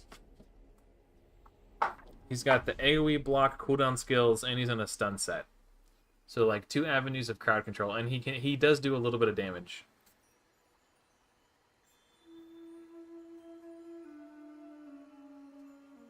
I want very badly to go first.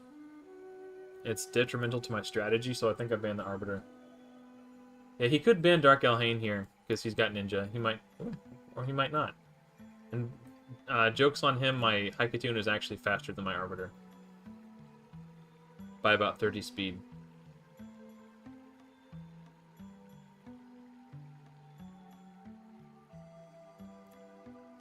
Wow, this guy's got some speed on his champs.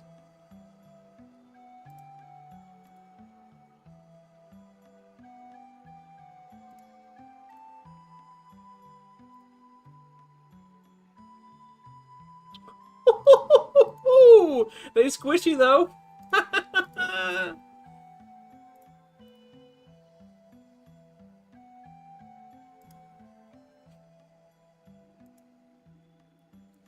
We got him. I think I like the Bellower strat. Because it makes it so my opponent can't just hose me. Because I was going back and watching some of my previous matches, and it seemed like whenever I was fighting an opponent who was close to my level, if they banned Yakarl Discourage, I just lost.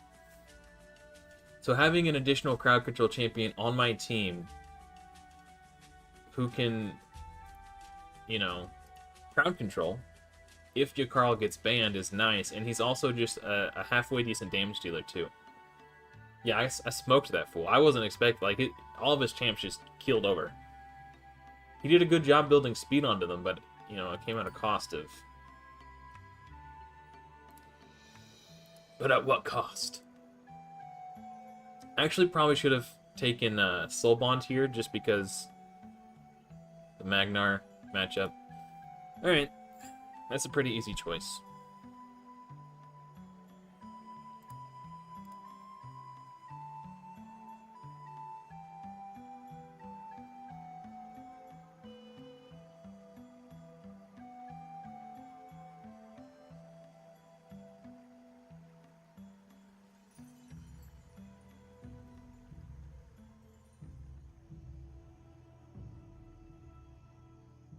Okay, it looks like Yakarl is going to go.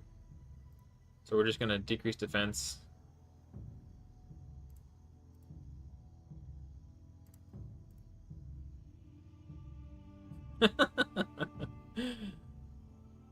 Oh, you know what it was? Why it seems like Dark Elhain is smashing so much harder today than she has in previous times? Decreased defense from Bellower. She's doing like 30% more damage because of Bellower's decreased defense. That's why she's tearing through, like, you know. She doesn't normally one-shot people like that, but because she's ignoring an extra 30% defense... That's wow. Yeah, that made a huge difference, actually. So yeah, Bellower's doing 2 jobs. 2.5 jobs there.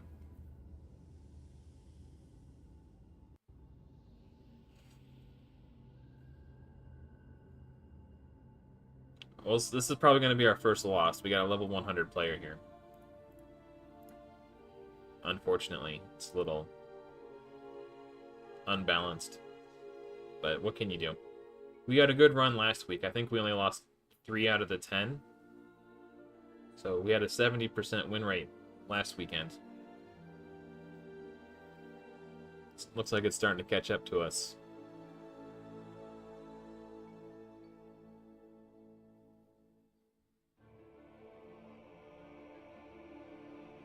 Okay.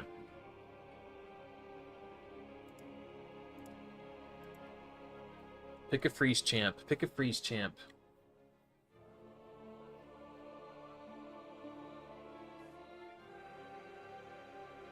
And activate my trap card. That's pretty impressive. He's got the 6-star awake blessing. Hegemon.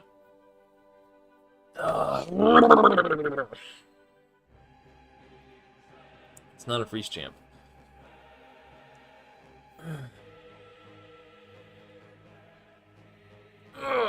Why was that such a hard decision for him?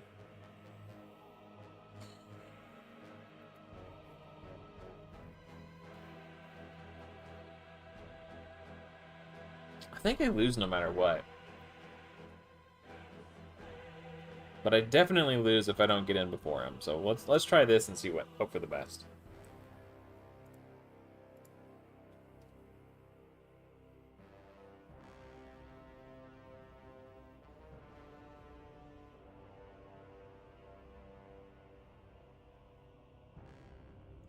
So my first instinct was to ban Hegemon because he has the ability to shut me down with block cooldown skills before I even get a chance to go.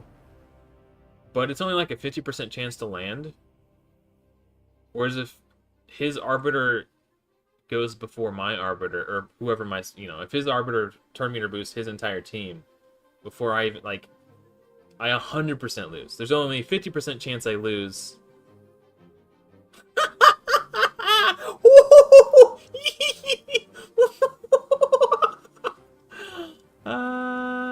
Yeah, let's do decrease attack on everybody.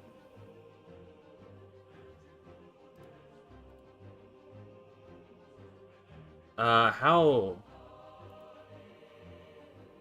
That's a tanky Armands, I'll tell you that much.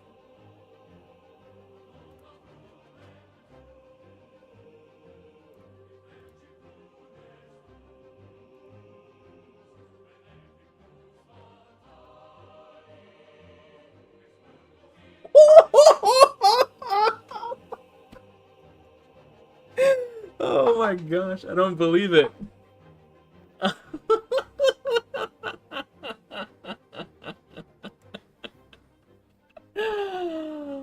Dude, my Gambit leaving Hegemon paid off. Again, Hegi only has a 50% chance to place the block cooldown skills. I think.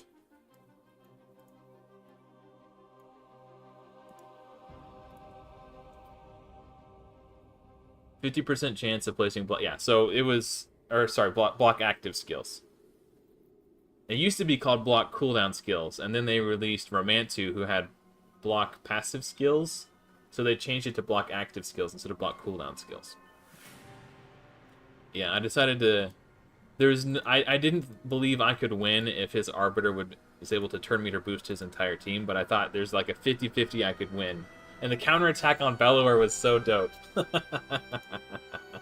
That was the clutch, because the counterattack from Bellower stunned Armands and Hegemon, which meant I could use Yakarl's A2 on the monkey. He probably just built his Hegi full nuke. He did land some of the debuffs, though. It was, I saw decrease attack go out.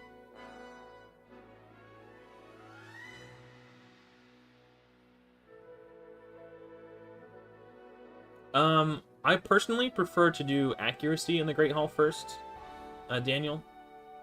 But it really depends on a lot of factors. For me, I think accuracy is the most important, because you need like 350 accuracy to progress through Doom Tower hard. So if that is a goal that is within your peripherals, it's something that should be on your mind at all times.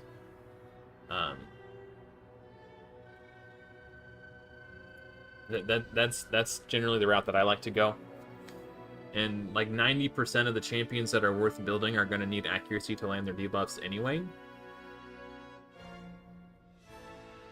So that's my opinion. Some people have shifted their thought on that subject because of how good the... Actually, I think I take Soul Bond for the Ultimate Death Knight counter here instead of Bellower.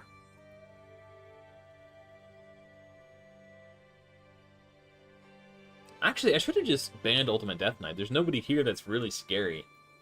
I should have just stuck with the Bellower. That was a mistake. I'll just ban Ultimate Death Knight anyway, just because he's the most annoying person here.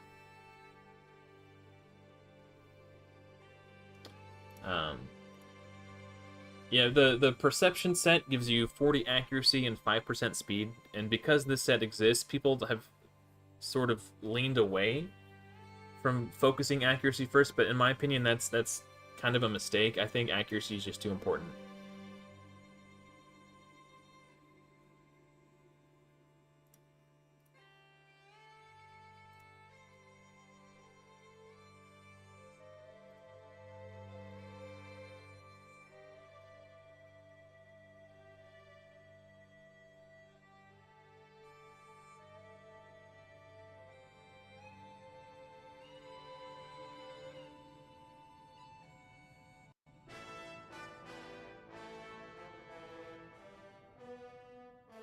Yeah. I'll show you my Great Hall. When I was coming up through Clan Boss and trying to get to a 2-key Nightmare, I was a little shy on damage, so I put medals into attack and crit damage, because I was at, like, super close to a consistent 2-key every day, but every now and then I would fall, like, a million damage short or so. So just to help push my damage up to get beyond that 2-key threshold and make it a comfortable 2-key every day, putting in attack and crit damage and magic affinity helped me a lot, because 3 of the 5 champions on my Clan Boss team were magic affinity. So it kind of just depends on where your account is at. But as you can see, I'm heavily favoring accuracy now that I'm trying to push Doom Tower hard. This resistance here is for my Drexthar. I wanted to make it so he can solo dungeons. And in order to do that, you need 305 resistance. So I had to put stats in my Great Hall to get him to that point. So it really depends on what stat thresholds you're struggling to meet. And if you can't achieve what you're trying to achieve with your gear, then you can supplement that by putting in your Great Hall medals. That's how I've always done it. Like, if I'm struggling to get someone to the right stats, whatever stat area I'm struggling in, I use my Great Hall to fill that in. If my gear just doesn't... If I don't have the gear to get the stats I'm looking for, then I go to my Great Hall next.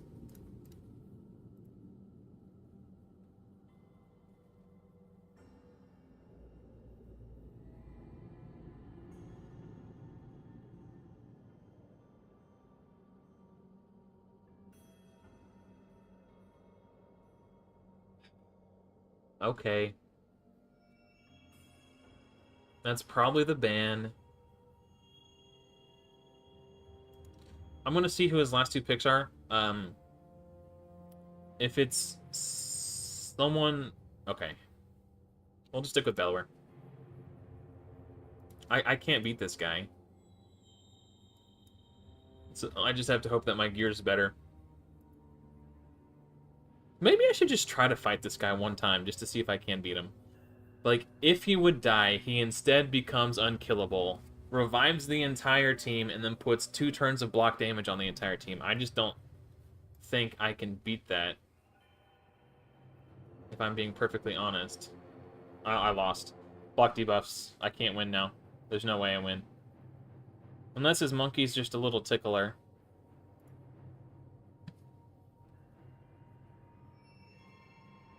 There's literally nothing I could do. This is going to kill Dark Elhain because of Brogni's passive. Oh, not quite.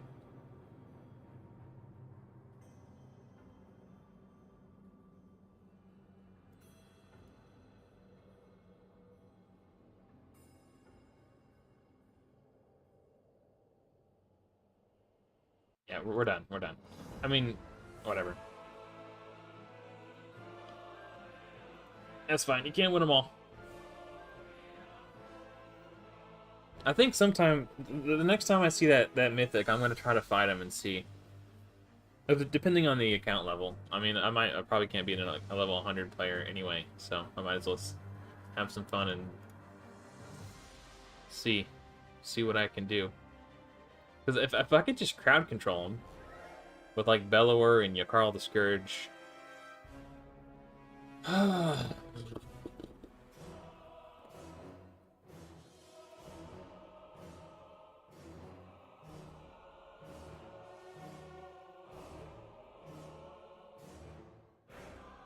If they don't take a second damage dealer, I might just ban Trunda. Like, yes, Yakarl can do damage, but is he built for damage? Probably, with this blessing. I can't stop him from going first, so he's going to go first no matter what. I can't stop him from having a reviver. He's going to have a reviver no matter what. The only thing I can do is try to stop him from Trunda-ing me.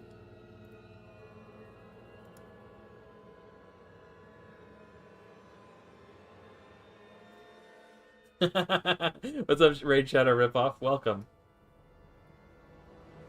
I'm probably lost. I just have to hope that his Yakarl isn't built for damage.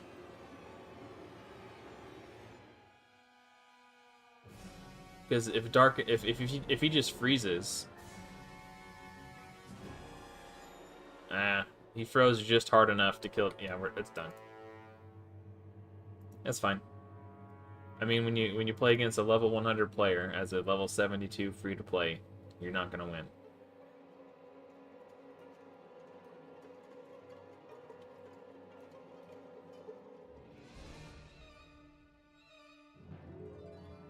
Yeah, his Lysandra is a very good champion.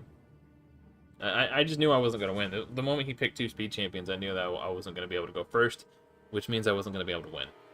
I just don't have the gear or the champions to support a go second team at the moment.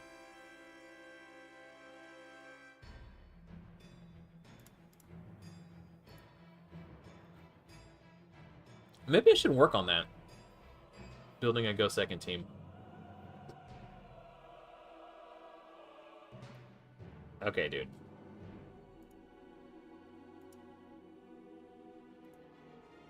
He's got Duchess and Taurus. This guy was free. So I can't call him a whale yet, but it's looking like he's trying to free Willy over here.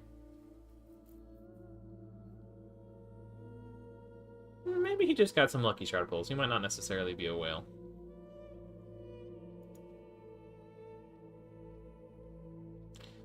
In this very specific instance, I wish I would have taken. I think Bellower should always be my last pick. I think Slowbond would have been better here in hindsight. Now that I think about it,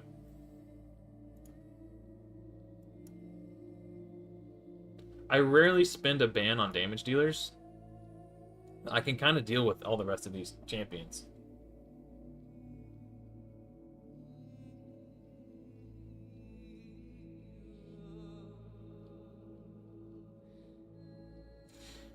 Generally, the biggest difference between rares, epics, and legendaries are their skill kits.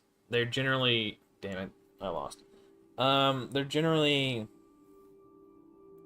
less versatile.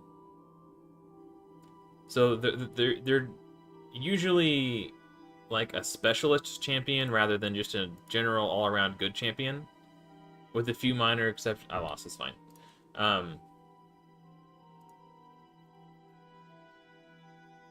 I'll show you what I mean. So Frozen Banshee is a very good rare champion. Where's she at? Her speciality is doing good single target damage to bosses with her poisons. This is where she specializes at. She's not really that good at a whole lot else. Coffin Smasher. Single target, decrease attack. And HP burn. Again, he's kind of like a boss damage dealer slash single target, decrease attack. This is his one job. He places decrease attack, and he's very good at it. When you start getting into epics, that's when the utility of the champion starts to branch out a little bit. I don't really have any epics built on this account, really. And epics will generally have better base stats and stronger damage multipliers, so they tend to hit harder.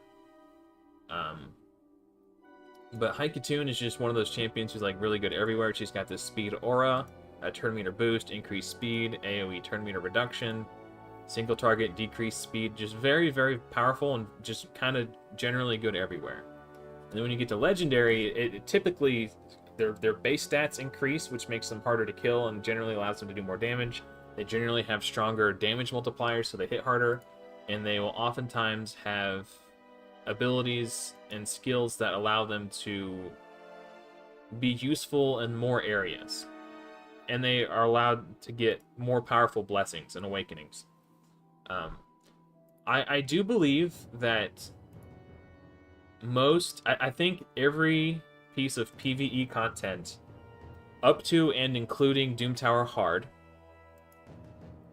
can be beaten using nothing but rares and permanently available free champions. It's the content that has come out after Doom Tower, like Iron Twins, Sand Devil, Phantom Shogun's Grove, and Cursed City, where I'm a little bit more hesitant to make that claim. But everything aside from those places, I think you can do just fine. Faction Wars is going to be tricky. I think I can do it. I think it's going to be a fun challenge to try. But I won't know until I actually get there. But yeah, rares, it depends on the rare. Like, don't just start leveling out every single rare. You want to look at their kit, evaluate it, recognize what they're meant to do, and see what their strength is, and then determine if the thing that they're a specialist in will fill a hole that you currently have in your roster. So for example, if you're missing a strong turn meter control champion, someone like Coldheart or Sloban Bowyer, who has a very powerful turn meter reduction skill, adding them to your roster could help fill in that gap of, oh, I'm missing a turn meter control champion. Whenever you go to level up a champion, that's the first thing you need to ask yourself is, where am I struggling? And which of these champions that I have will help me no longer struggle in that area? So you're kind of looking to fill holes in your roster. I would say Bellower is a very rare, and that he's kind of just good everywhere. Like, Bellower has been a very powerful progression champion for me. When I was lacking crowd control, putting him in a stun set and just the AoE decreased speed, the AoE A1 block cooldown skills, decrease attack and decrease defense on an AoE.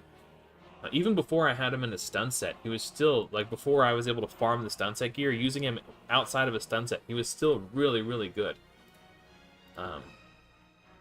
He's just a really good control champion, just very good support. My clanmate, or former clanmate, has this champion here, and I know they're a very strong damage dealer. I don't really know what else they do beyond that.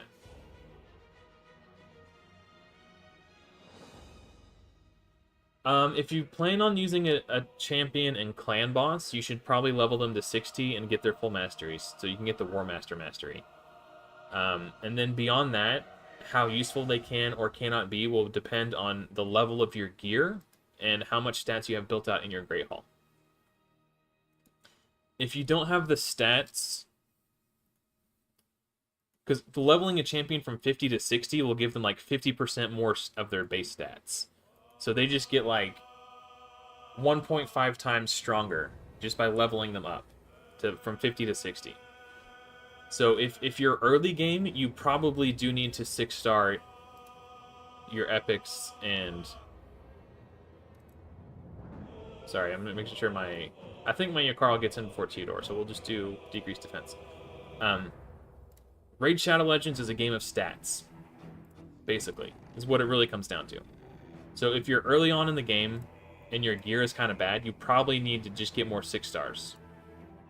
And that will help you more than anything else. If you want to go, I have an entire playlist for this series where I play through the game, like, it's called the Free-to-Play Rares Only Plus. And you can watch it from the beginning and use it as sort of like a guiding light to kind of help you through. So the first thing I did was I got 5 6 stars. I just leveled 5 champions to level 60. Just grinded campaign until I had 5 champions at level 60. Just because the amount of power you gain from level 50 to 60 is so significant, it will do so much more for you than any of the gear that you're going to be able to farm early game.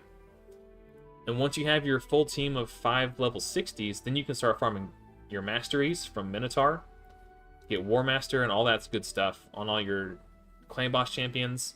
And then once you have all these masteries, you get another power boost beyond being level 60, and then you can start farming dungeons. And you can go, like, if you just have 5 champions at level 60 with full masteries, you can probably farm Dragon 20 and Ice Golem 20.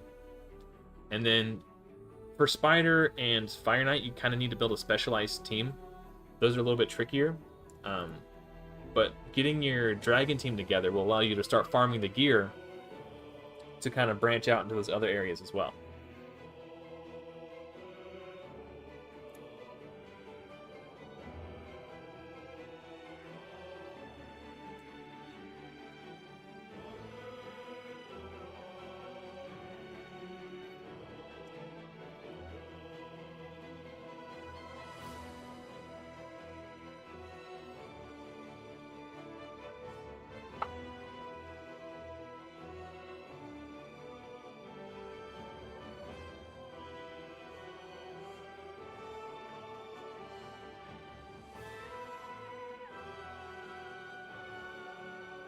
I think, yeah, no problem. Anytime. Seriously. I think for the Pythion, Soulbond was the right choice here. And Mithrala too. Hopefully my Haikatune is faster than his nerd. His Armand's.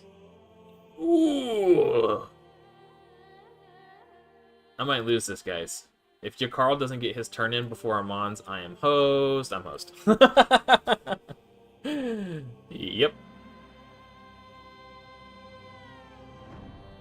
I was outplayed. Clearly, my opponent is a better player than me. That's what happened here.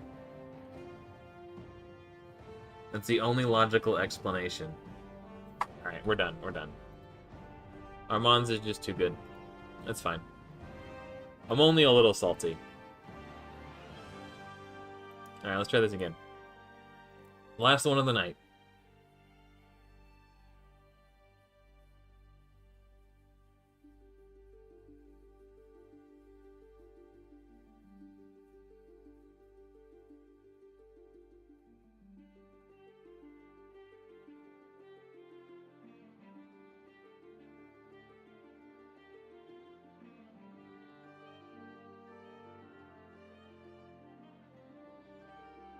Actually, Daniel, if you're still around, I've got a video. If you're new to the game, this video will be very helpful to you. In my opinion, it's. Hold on, let me find it. It's one of the most important topics for you to master as a new player. It's the first video I uploaded to my channel, so it's old and kind of before I was that good at this whole YouTube thing, but give that video a watch. It'll teach you what to look for when you're gearing champions in terms of stat priorities and things you should be looking for.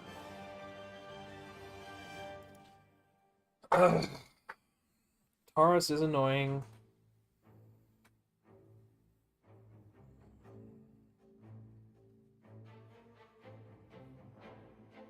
Do I just ban Taurus and crowd control the monkey?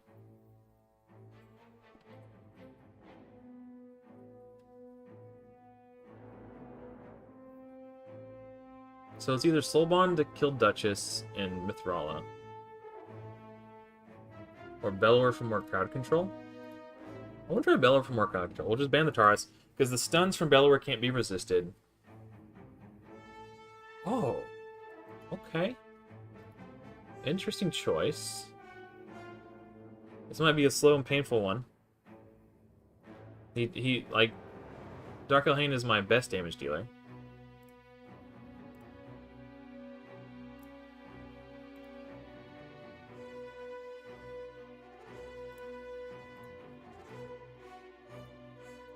Boop. Dude, she is fast. That is one turn meter tick. She went from nothing to almost 50% turn meter. That is nuts.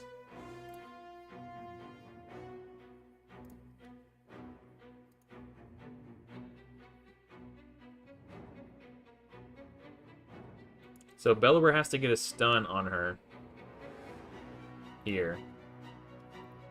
Or I'm hosed. Yeah, I'm hosed. Okay.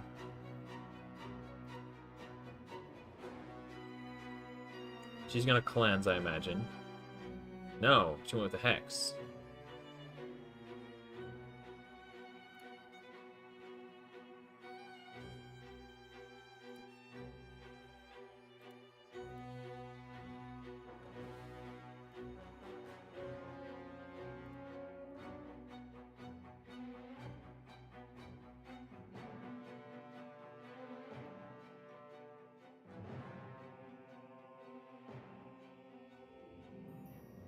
That's unfortunate. That's unfortunate. What's my Bellower doing? You're dead, silly. Die. He doesn't even know he's dead. What an idiot! Alright. Alright, well, that was fun. I think that's gonna do it for me, guys. Here I am, peekaboo. To everyone who hung out tonight, thank you so much for watching. Hopefully, I will see you in another video soon. If it's your first time here, don't forget to subscribe so you can find my channel easier in the future. Anyway, that's gonna do it for me, guys. Until next time, happy raiding.